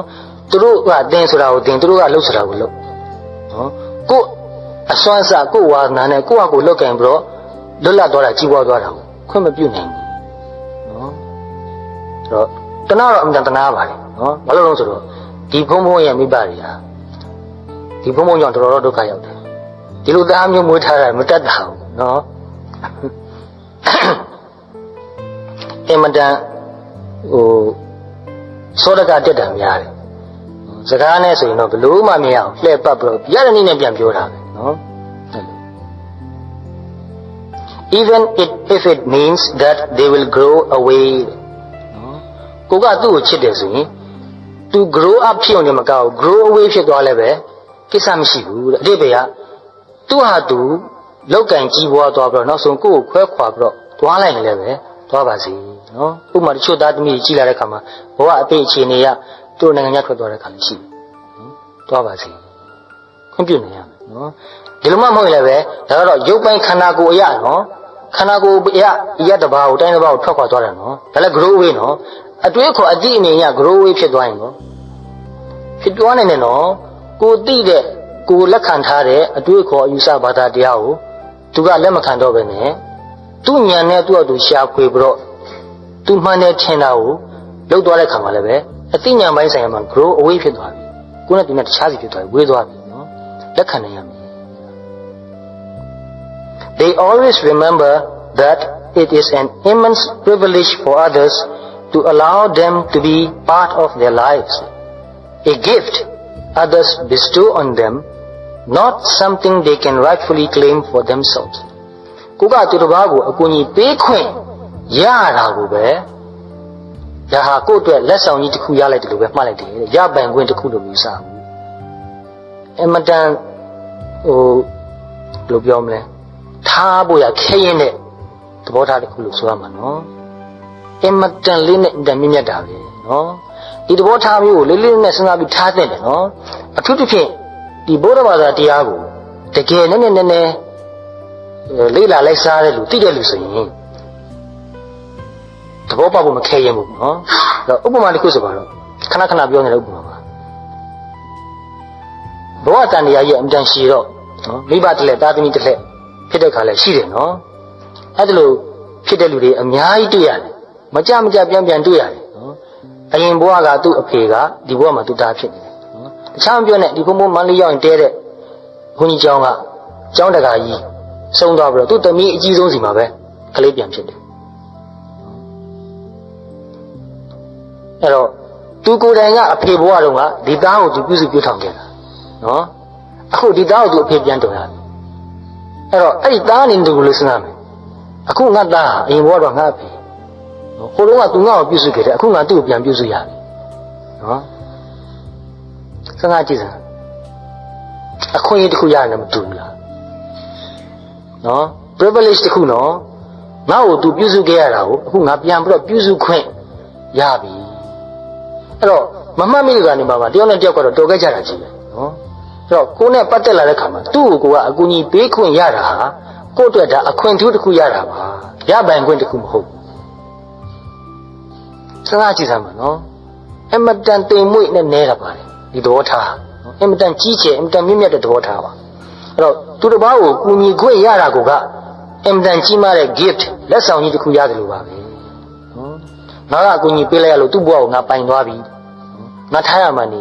ဒီလိုသဘောထားမျိုးမထားသင့်ဘူးအဲ့လိုကူညီခွင့်ရလိုက်တာကိုပဲရှင်းတတ်နေပါလေ They are as altruistic as human beings can be လူသားတယောက်အနေနဲ့အများအကျိုးကိုကျိုးလုံးဝမပါဘဲနဲ့အများအကျိုးကိုဆောင်ရွက်နိုင်တဲ့နေရာမှာအစွမ်းကုန်ပါပဲဒီသဘောထားမျိုးထားနိုင်သွားရင်ဒါအစွမ်းကုန်ဖြစ်သွားတယ်နော်သားသမီးတော်မှဘယ်ဘဝကငါကျေးဇူးရှင်မှမသိဘူးနော်ခုဘဝငါသားသမီးဖြစ်လာတယ်ငါတို့ကိုပြုစုပြုထောင်ခွင့်ရပြီကျင့်ဆရာကောင်းလိုက်တာနော် They are unself-conscious about their goodness ငါတဲတော်လူငါတဲကောင်းတဲ့လူလို့ငါအမြဲမေတ္တာကရုဏာကြီးတယ်မေတ္တာရှင်ကြီးလို့သူတို့အဲ့လိုမတွေးဘူးနော်ဒါလောက်မေတ္တာကြီးပါရဲ့နဲ့ကိုမေတ္တာရှင်ကြီးဆိုတဲ့ဂုဏ်သူတို့မယူ unself-conscious about their goodness not letting their right hand know what their left hand is doing နော်ကိုဘယ်လက်ကလောက်တာကိုညာလက်ကိုမသိအောင်လောက်လိုက်တယ်တဘောကဂုဏ်မပေါ်ဘူးနော်ကိုကမေတ္တာထားတယ်ကိုကအကူအညီပေးတယ်ဒါပေမဲ့အဲ့ဒါကိုလူသိအောင်မလုပ်ဘူး ဂုံမပေါ်လိုက်ပြီရတော့ဖြစ်တော့အတိမတ်ပြတော့ခံကျင်ကြတာပဲနော်ငါအများကြီးဆောင်ရတဲ့သူငါအများပေါ်မှာစစ်မှန်တဲ့မေတ္တာနဲ့ကိုကြီးပေးတဲ့သူအဲ့ဒါလိုငါ့ကိုအများအတိမတ်ပြကြငါ့ကိုဂုံပြုကြဆိုတာမျိုးမျောလင့်မိတတ်တယ်နော်ဒါပေမဲ့တကယ်မေတ္တာစစ်မှန်တဲ့သူဟာအဲ့ဒါကိုတောင်းမှမမျောလင့်ဘူးနော်တော်ကြီးကျယ်တဲ့စိတ်နေသဘောထားပါ they have immense reservoirs of goodwill နော်သူတို့ရဲ့မေတ္တာစေတနာတွေဟာအင်တန်ကြီးမားတယ်ကုန်ခမ်းမသွားနိုင် reservoir ဆိုတာကိုရေခါတာကြီးနဲ့ရေလောင်ထားတယ်လို့ပဲနော်အင်တန်အများကြီးရှိနေတယ်သူတို့မကုန်နဲ့မခမ်းနိုင်အောင်ရှိတယ် and are absolutely delighted to the good fortune of others သူများမှာအစဉ်ပြေသွားတယ်ဆိုရင်သူတို့ကအင်တန်ဝန်တာတဲ့သူနော်မုဒိတာနော်မေတ္တာကရုဏာတွေမကောက်မုဒိတာအင်တန်ကြီးမားတယ်သူကသူအစဉ်ပြေနေလည်းပဲဝန်တာမှာပါနော်ကိုကအကူကြီးပေးလိုက်ရလို့အစဉ်ပြေသွားတယ်ဆိုရင်လည်းပဲအင်တန်ဝန်တာပြီးကျင့်တတ်နေတာအဲ့ဒီမှာသူကျင့်တတ်မှုကလမ်းဆုံးနေတာတုံ့ပြန်မှုမမျောလင့်တော့နောက်ထပ်ဘာမှမလုပ်တော့နော်ငါလုပ်ပေးတယ်လို့ငါအကူကြီးပေးတယ်လို့သူအစဉ်ပြေသွားပြီဝန်တာလိုက်တာပြီးပြီအဲ့နေရာတွေမပြီးသွားဘူး Their attitude is that good is to be done သူရဲ့သဘောထားဟာလုပ်တဲ့တာကောင်းတာလုပ်လိုက်ရမယ်နော် No matter who does it or who gets the credit for it ဘယ်သူလုပ်တယ်ဘယ်သူကနာမည်ကောင်းရသွားတယ်ဆိုတာအရင်မကြည့်ဘူးနော်တရားရောက်အကျိုးရှိသွားပြီပြီးတာပဲနော် Their intentions and actions are purely directed toward the good of the other with no ulterior motives သူတို့ရဲ့သဘောထားနဲ့သူတို့ရဲ့အပြစ်မှုဟာအများအကျိုးရှိဖို့ပဲကိုကျိုးကိုဘာမှပြန်မငဲ့ကွက်ဘူး The more they give of themselves the more there is to give နော်သူတို့ရဲ့မေတ္တာကရုဏာတွေနော်အများအကျိုးဆောင်ရွက်မှုတွေကိုများပေးလေလေသူတို့မှာပေးစရာကများလာလေလေပဲပေးလိုက်လို့ကုန်သွားတယ်လို့မရှိဘူးနော်အဲ့လိုပေးနေတယ်အခုပြောရင်လည်းပြုံးနဲ့တစ်ခုသွားတတိရတယ်နော်ဗုဒ္ဓဘာသာတော့မဟုတ်ဘူးနော်ခရစ်ယာန်ဘာသာတွေက Mother Teresa ဆိုတော့ကြားဘူးလားမသိဘူးနော်အသက်ရွယ်ငယ်လေးတွေကနော်ခရစ်ယာန်သီလရှင်တွေပေါ်ကနေကြတဲ့ကအိန္ဒိယနိုင်ငံအဲ့ဒီကာကတာနာမှာထင်တယ်နော်ကာကတာမှာကိုကျိုးစွန့်ပြီးတော့နော်လမ်းပေါ်မှာလဲနေတဲ့လူမတွေကိုတည်ပို့ပြီးတော့နော်အရေးအဝတ်ရှိနေအောင်သွားဖို့ပြုစုနော်တောင်းပြီးတော့ तू ကလိုက်တောင်းရတယ်လိုက်တောင်းတာမှတော့မှသူ့ကိုဆဲလုပ်တဲ့လူတွေရှိသေးတယ်မောင်းလုပ်တဲ့လူတွေရှိသေးတယ်နော်ရသူ့မှလည်းရှိလို့မှမဟုတ်ပဲနော်လိုက်တောင်းပြီးတော့အစားအစာကျွေးတယ်ဆေးကုပ်ပေးတယ်လမ်းမှာဆွန့်ပစ်ထားတဲ့ကလေးတွေကောက်ပြီးတော့မွေးစားတယ်မွေးပေးတယ်အဲ့တော့နှစ်ပေါင်းများစွာကြာတော့လည်းပဲသူ့ကိုတော့အတိမတ်တော့ပြုလာတာပါပဲနော်သူ့ Nobel ဆုတွေပါပေးတယ်လို့ကြားတယ်ပေးထိုက်ပါတယ်နော်သို့တော့သူကိုယ်တိုင်ကတော့ဒီ Nobel ဆုလို့ခြင်းလို့လုပ်တာတော့မဟုတ်ဘူး The more revered they are revered ဆိုတာအများရဲ့လေးစားမှုကြီးညိုမှုညံ့နိုးမှုပူဇော်မှုဒါတွေပေါ့နော်အဲ့တော့သူတစ်ပါးတွေကသူတို့ကိုပို့ပြီးတော့ညံ့နိုးလာလို့ပူဇော်လာလို့ရှိရင်လည်းပဲအဲ့လိုပူဇော်တာညံ့နိုးတာအယုဒ္ဓပြုတာများလေလေ the more humble they become မာနကြီးမသွားဘူးနော်ပို့ပြီးတော့မာနကိုနှိမ့်ချတယ်ငါကအလုပ်ကျွေးပြုနေတဲ့သူပါဆိုတဲ့စိတ်ကိုပဲထားရတယ်ငါပြည့်စုံခွင့်ရတာကိုပဲငါကျင့်တတ်ပါပြီနော်အများကိုအမွှန်းတင်နေတာကိုမမျှော်လင့်ဘူးနော်ခေါင်းပေါ်တင်ထားတာကိုမလိုချင်ဘူး The more power people give them in their lives အဲ့ဒါလို့ဘာမှကိုကျိုးမမျှော်လင့်မနဲ့သူတစ်ပါးရဲ့ဘဝကိုချုပ်ချယ်လို့တဲ့မျှော်လင့်ချက်မျိုးမထားပဲနဲ့လွတ်လွတ်ကျွတ်ကျွတ်မေတ္တာစေတနာအစစ်မှန်နဲ့အကူအညီပေးတဲ့လူကိုတခြားလူတွေကပိုတောင်းမှဘဝထဲမှာနေရာပေးတယ်နော်ပို့ပြီးတော့တိုင်ပင်တယ်ပို့ပြီးတော့အတိတ်မှတ်ပြုတယ်အဲ့တော့ပြောတာနော် the more power people give them in their lives ကိုယ့်ဘဝမှာသူ့ကိုပါဝါတွေအများကြီးပေးထားတာအဲ့လိုပေးလေလေ the less they want အဲ့ဒီပါဝါကိုသူတို့မလိုချင်ဘူးနော်အဲ့တော့သူတစ်ပါးရဲ့ဘဝမှာအရေးပါတဲ့လူတယောက်ဖြစ်ပြီးတော့လွှမ်းမိုးခွင့်ခြေလှယ်ခွင့်ရတာကိုတော်တော်များများကြိုက်တယ်နော်အထူးသဖြင့် powerless ဖြစ်တဲ့သူဟာသူတစ်ပါးဘဝကိုခြေလှယ်ရတာကိုပိုကြိုက်တယ်ကိုကပါဝါမရှိတယ်လို့နော်စွမ်းရည်တတ္တိမရှိတယ်လို့တနည်းအားဖြင့်အားငယ်တဲ့စိတ်ရှိတဲ့လူဟာသူတစ်ပါးကိုနိုင်ခြင်းတယ်သူတစ်ပါးကိုနိုင်လို့ရသွားရင်သူနဲ့အားတက်တယ်နော် ဒီအခုလိုပြောတဲ့လူကတော့သူတစ်ပါးကပါဝါပေးလာတာတောင်မှနော်သူမလို့ခြင်းဘူးသူတစ်ပါးကအနိုင်ယူခြင်းသူတစ်ပါးဘဝမှာလွှမ်းမိုးခြင်းနဲ့စိတ်ချဲရဲခြင်းနဲ့စိတ်လုံးဝမရှိဘူးတကယ်စစ်မှန်တဲ့ကြီးမားတဲ့မြတ်တာပဲ the less they think about themselves သူတို့ကိုသူတို့ဘလောက်ဂုဏ်ရှိတဲ့လူဘလောက်ကြီးကျယ်တဲ့သူဘလောက်မေတ္တာကြီးတဲ့သူစသဖြင့်ဒီလိုမတွေးဘူးနော်အဲ့လိုကိုယ့်ဂုဏ်ကိုကိုယ်မဖော်လေလေ the more others love them ကိုယ်သူတစ်ပါးကပိုချစ်လေပဲနော်အဲ့တော့ကိုယ့်ကိုချစ်စေခြင်းလို့မရမကချစ်အောင်လက်လုပ်လေလေမချစ်လေလေပဲနော်ကြာရင်လူတွေကသိလာတာသူဓာရီလိုက်လို့ပြီးနေတာအမှန်တော့ငါ့ကိုသူတနည်းနည်းနဲ့နိုင်ထားခြင်းလို့ငါ့ကိုမလွတ်လပ်အောင်လုပ်နေပြီနော်မလိုအပ်ပဲနဲ့အကူအညီတွေအများကြီးပေးတာရှိတယ်နော်မလိုအပ်ပဲနဲ့ပေးလေလေအနှောင်ဖွဲ့ကကြီးလာလေလေမလိုချင်လေပဲနော်အဲ့တော့တချို့လူတွေပြောတာကြားဘူးလေငါမှတော့သူတို့ကိစ္စကိုတခါတည်းနေမအညာမလိုက်လို့ပေးနေရတာနော်ပြီးတော့အခုကြည့်သူတို့ငါ့ကိုဘယ်လိုပြောပြန်လဲငါကြတော့သူတို့ကဘယ်လိုပြစ်ထားတာနော်မောဒလာလို့တော့မမေးလိုက်ဘူးသူတို့ညှော်လင့်နေတာဟုတ်နော်သူတို့ဘဝမှာကိုကအရေးပါခြင်းအတိတ်ဘယ်ရပါလဲလို့စေတနာမမှန်လို့ပါနော်စိတ်ရှင်းတာပဲနော်အဲ့တော့တတိထားကြည့်ပါသူများကိုကိုကအကူအညီပေးပြီးမှစိတ်ပြည့်ရပြီဆိုရင်ငါစိတ်ပြည့်ရတာငါစေနာကိုကမဖြူစင်လို့မတန့်ရှင်းလို့စေတနာမမှန်လို့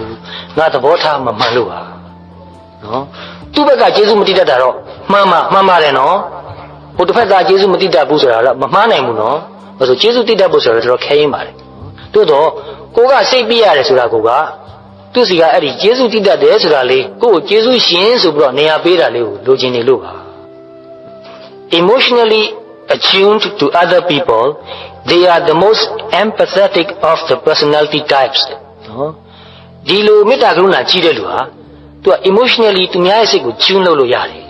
နော်သိ sensitive ဖြစ်တယ်နော်ဥပမာရေဒီယိုအတန်ဖမ်းတယ်လို့ပဲအဝေးကလွှင့်တဲ့အတန်ကိုသူ tune လုပ်ပြီးတော့ဖမ်းလို့ရတယ်နော်အဲ့လိုပဲအထူးသဖြင့်တရားထုတ်တဲ့သူမေတ္တာကရုဏာကြီးတဲ့သူမေတ္တာဘာဝနာတို့ဘာလို့တကယ်မှန်မှန်ကန်ကန်ပွားနေတဲ့သူဟာသူတစ်ပါးကိုသူက tune လုပ်လို့ရတယ်နော်သူစိတ်ထဲမှာဘယ်လိုများနေသလဲဆိုတော့နည်းနည်းမှန်းလို့ရတယ်အဲ့တော့သူတို့ဟာကိုချင်းစာနိုင်တဲ့လူတွေထဲမှာတော့အားအကောင်းဆုံးလူတွေဖြစ်နေတယ်နော် empathy is the quality of being able to feel with another person to experience his or her feelings as if they were your own နော်အဲ့တော့ empathy ဆိုတာကကိုချင်းစာရဆိုတာကသူ့စိတ်ထဲကိုဝင်ပြီးတော့သူခံစားတယ်လို့ခဏခံစားကြည့်တာနော်သူလောက်တော့ပြင်းပြင်းထန်ထန်ကြီးတော့မဟုတ်ဘူးနော်နည်းနည်းတော့ခံစားလို့ရတယ်Empathy makes the feelings of others your feelings, their needs your needs. နော်ကိုချင်းစားလိုက်လို့ရှိရင်သူ့ခံစားချက်ကိုကိုယ်ခံစားချက်လို့သဘောထားလို့ရသွားတယ်နော်သူ့ရဲ့လိုအပ်ချက်ကိုကိုယ့်ရဲ့လိုအပ်ချက်လို့သဘောထားလို့ရသွားတယ် Just knowing that someone else knows how you feel ကိုယ်မှာစိတ်ဆင်းရဲစရာတော့ကတစ်ခုခုဖြစ်နေတဲ့ခါမှာတခြားတစ်ယောက်ကငါဘယ်လိုခံစားနေရလဲဆိုတာ तू သိတယ်လို့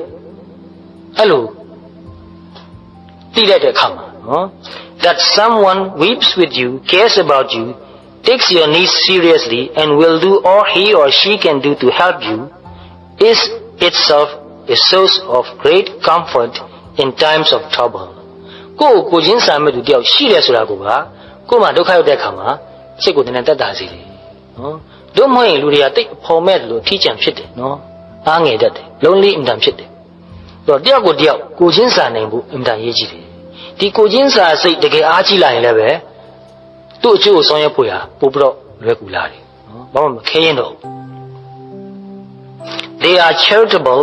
and put a positive interpretation on everything emphasizing the good they find in others သူတို့ကအင်တန်စိတ်ကောင်းရှိလို့ဖြစ်တယ်သူများရဲ့ကောင်းကွက်ကလေးတွေကိုအမြဲတမ်းအသိမှတ်ပြုလို့ရှိတယ်နော်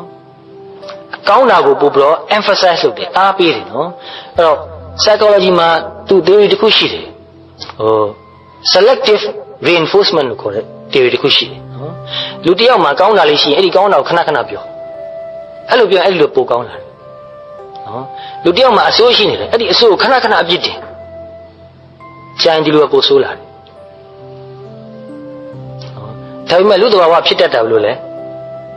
ဆိုးတာတွေ့ရင်အကျိုးမထားဘူးနော် ဟုတ်တာထက်ပိုပြီးတော့ချက်ပြီးတော့ပြောလိုက်မယ်ကောင်းတာတွေ့ရင်တော့မမြန်ဆောင်ပြောနေလိုက်တယ်မပြောတော့ဒါကိုသားသမီးတောင်ဒီလိုပဲဖြစ်တယ်နော်ကိုသားသမီးတော်တာကိုအတိမမပြုတ်ပဲနဲ့နည်းနည်းလေးဆိုရင်အဲ့ဒါကိုအပြစ်တင်မင်းအလကားကောင်မင်းလူဖြစ်မဲ့ကောင်မဟုတ်မင်းခွေးဖြစ်မဲ့ကောင်နော်မင်းအလွန်ပြင်းတဲ့ကောင်ပဲအလကားအချင်းဖြိုးနေတာပဲအဲ့လိုပဲသူ့ကိုပြောပါများတော့ तू က yes လို့ပြောလိုက်မှာပဲနော်ကလေးပြောက်ကိုအဲ့လိုပြောပါများလို့ तू yes လို့ပြောလိုက်ပြီဆိုအတိတ်ပဲဘယ်လိုဖြစ်သွားပြီလဲဆိုတော့ तू လက်မှတ်ရသွားပြီတရားဝင်စိုးပိုင်ခွင့်ရှိသွားပြီ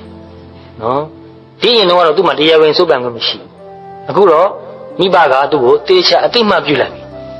ဘာလို့အတိမတ်ပြုလဲဆိုတော့လူဆိုးလို့အတိမတ်ပြုလိုက်ပြီအဲ့တော့သူ့မှာတရားဝင်စိုးပိုင်ခွင့်ရှိသွားပြီ तू ပို့ပြီးတော့စိုးတော့မှာပဲနော်အဲ့တော့ကောင်းစီခြင်းနေကောင်းတာကိုအတိမတ်ပြုပါဓမ္မမေတ္တာထားရရောက်မယ်နော်စိုးရလေးကိုအပြစ်ဒဏ်အလွန်ကျွံပေးလို့ရှိရင်မေတ္တာထားရမရောက်ဘူးချစ်ရမရောက်နော်အပြစ်ဒဏ်အလွန်ကျွံပေးရင် punish လုပ်ရင်လိမ္မာမယ်လို့ထင်တာမဟုတ်ဘူးလားမှားတယ်နော် punishment ကမခံကျင်စိတ်ကိုပို့ပြီးတော့အားပေးတယ်နော်ပြန်ပြီးတော့ react လုပ်ဖို့ရအားပေးလို့ဖြစ်သွားတယ်နော်သူစိုးတာလွဲတာမှားတာကိုအตาလေးလက်ခံလိုက်လို့ရှိရင်သူနောက်ထပ်စိုးဖို့ရမလိုအပ်တော့ကောင်းတဲ့ဘက်ကိုပဲသူအตาလေးလှည့်ပေးလိုက်ဘူးကောင်းတာကိုပဲအတိမတ်ပြုလိုက်ဘူးနော် They are exceptionally thoughtful about the material, psychological, emotional or spiritual needs of others. နော်ဒီလူတွေကဒီလိုမေတ္တာကရုဏာကြီးတဲ့လူဟာသူတစ်ပါးရဲ့ material need ရုပ်ပိုင်းဆိုင်ရာလိုအပ်ချက်နော်အစအစာလိုမယ်အင်ကြီးဥစားလိုမယ်နော်ပတ်စံတို့ဘာလို့လိုမယ်တော့မိဘဆိုလည်းပဲအဲ့လိုပဲကြည့်ရမှာနော်လင်မယားဆိုလည်းပဲဒါကိုသတိထားရမယ်နော်လိုအပ်တာကိုဖြည့်ဆည်းပေးဖို့ psychological နော်စိတ်ပိုင်းဆိုင်ရာသူ့မှာဘာလိုအပ်တယ်လဲသူကသူခိုင်မာတဲ့လူတစ်ယောက်ဖြစ်လာအောင်အထောက်အကူပေးရမှာနော် emotional need သူ့စိတ်ထဲမှာခံစားမှုတစ်ခုရှိလာတကကိုကကိုချင်းစာပေးဖို့ဒါ emotional need တစ်မျိုးဖြစ်သွားတာနော်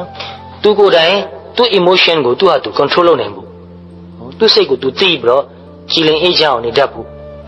spiritual needs of others spiritual ဆိုတာပါနေသေးတယ်နော်အဲ့ဒါထည့်စဉ်းစားမယ်အသိဉာဏ်နဲ့စိတ်ဓာတ်လေးနဲ့ယဉ်ကျေးမြင့်မြတ်တဲ့သူတယောက်ဖြစ်လာဖို့အတွက်အထောက်အကူပေးရမယ်ဆိုတော့သားသမီးချင်းရင်တို့မို့လင်မယားချင်းပဲဖြစ်ဖြစ်ဆရာတစ်ပည့်ပဲဖြစ်ဖြစ်တငယ်ချင်းပဲဖြစ်ဖြစ်သူ့ကိုချစ်တယ်ဆိုရင်သူဟာပို့ပြီးတော့တည်ငြိမ်အေးချမ်းတဲ့သူပို့ပြီးတော့အသိဉာဏ်လေးနဲ့တဲ့သူပို့ပြီးတော့စိတ်ထားမြင့်မြတ်တဲ့သူဖြစ်လာအောင်အထောက်အကူပေးရမယ်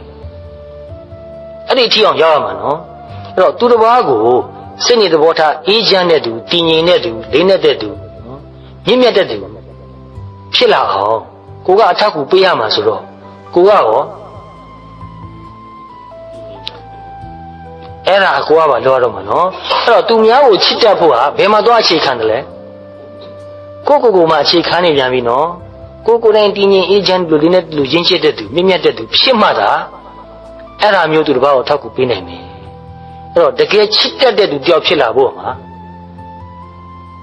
ဘယ်လောက်တာဝန်ကြီးတယ်လဲနော်ဘယ်လောက်အရေးကြီးတယ်ဘယ်လောက်လေးနဲ့တယ်ဆိုတာစဉ်းစားဘူးအဲ့တော့ကိုချစ်တတ်ဖို့လိုတယ်ကိုအသိဉာဏ်ကိုစိတ်ဓာတ်ကိုလေးနဲ့တဲ့သူရင်းချစ်တဲ့သူမြင့်မြတ်တဲ့သူဖြစ်လာအောင်လုပ်ရမယ်ကိုကစိတ်အားငယ်တတ်တဲ့သူကြောက်တတ်တဲ့သူနော်ကိုစိတ်ဓာတ်နဲ့အသိဉာဏ်ကလေးနဲ့မှုမြင့်မှုမရှိဘူးဆိုရင်အဲ့ဒါမျိုးသူတို့ဘာမှဖြစ်လာအောင်မလုပ်ပေးနိုင်ဘူးနော်တတိထားဖို့ရနော်အဲ့တော့တကယ်ချစ်တတ်တဲ့သူဖြစ်ဖို့ဆိုတာကိုယ်တိုင်ကနော်ပြေးသွားတယ်လို့ဖြစ်ရမယ်နော်လေးနဲ့တဲ့သူအေးချမ်းတဲ့သူရင်းကျက်တဲ့သူဖြစ်ရမယ်နော်ကိုယ်တိုင်က mature ဖြစ်မှာသူတစ်ပါးရဲ့ maturity ကိုအထောက်အကူပေးနိုင်မယ်နော်ဒီချက်ကလေးတွေဟာဒီလိုလေးနဲ့ထပ်ခါစဉ်းစားစေခြင်းတယ်နော်တကယ်လည်းပဲတဖြည်းဖြည်းကြိုးစားပြီးတော့အကောင့်တွေပေါ်သွားစေခြင်းတယ်နော်ဆိုတော့မေတ္တာဆိုတာခုနပြောသလိုပဲစာတော်အနိဒမ်းမှာပြောသလိုပဲအပြောများသလောက်တကယ်တော့မလွယ်လှဘူးနော်ဒါတကားကြီးတို့ဒကမကြီးတို့တင်ပြောတာမဟုတ်နော်ဒီဖုံဖုံကိုယ်တိုင်ပဲကိုမေတ္တာကိုပြန်စဉ်းစားကြည့်တယ်ငါမေတ္တာတကယ်စင်ကြယ်တာဟုတ်ရဲ့လားနော်ငါအများပေါ်မှာတကယ်ပဲကိုကျိုးမပါပဲနဲ့နော်တနည်းနည်းနဲ့အကူအညီပေးနိုင်သလားပေးနေတာတော့ရှိတယ်နော်မပေးတာမဟုတ်ဘူးနော်ပေးနေတဲ့အကူအညီတွေအဲ့ဒီအကူအညီတွေပေးနေတာမှာဘာကိုမျှော်လင့်တယ်လဲတကယ်မျှော်လင့်ချက်မပါတဲ့မေတ္တာစေတနာနဲ့အကူအညီပေးတာဟုတ်ရဲ့လားအဲ့ဒါကိုဘာနဲ့ test လုပ်လဲဘာနဲ့စမ်းကြည့်တမန်ကလိုက်စားနေဖို့မလိုစောင့်နာနေလိုက်ပါအစမ်းခါပါလိမ့်မယ် နော်အဲ့ဒီအစမ်းခါရတဲ့အခါမှာကိုယ့်စိတ်ကိုကြည့်ပြီးတော့ရိုးရိုးသားသားပြန်ပြောဖို့ပဲစိတ်ထဲမှာဆင်းရဲသွားပြီးမခံကျင်သွားပြီးဒေါသဖြစ်သွားပြီဆိုရင်ငါစေတနာမေတ္တာမမှန်သေးဘူးမစင်ကြယ်သေးဘူးနော်အဲ့တော့တခါကြီးကိုတင်ပြောတာမဟုတ်ဘူးဒီစကားတွေကကိုယ်လည်းပြန်ပြောတဲ့စကားတွေဖြစ်ပါတယ်နော်ဒီဘုံဘုံကငယ်တဲ့ကစာပြီးတော့ဖတ်တယ်ဘယ်တော့မှသူများကိုပြောဖို့ဆိုတဲ့အဓိကရည်ရွယ်ချက်နဲ့ဖတ်လို့မရှိဘူးနော်အဓိကရည်ရွယ်ချက်ကကိုယ့်အတွက်ကိုငါဘဝကိုပိုးပြီးတော့အတိတ်ပဲရှိအောင်လေးနဲ့အောင်တန်ဖိုးရှိအောင်ဘယ်လိုနေသွားရမှာလဲကိုယ့်အတွက်လုပ်တာပါနော်အဲ့လိုကိုယ့်အတွက်ကိုကိုယ့်အကိုလေ့လာရင်ကြင်ကြံအားထုတ်ရင်လည်းတိလာတာလေးတချို့ကိုကျုံတဲ့အခါမှာဒကာကြီးတို့ဒကာမကြီးတို့လက်ဆောင်ဖြစ်နေပေးတာပါအဲ့တော့အားလုံးပဲစစ်မှန်တဲ့မေတ္တာကရုဏာထားနိုင်တဲ့သူတွေဖြစ်ကြပါစေဖြစ်နေအောင်ကြိုးစားနိုင်ကြပါစေ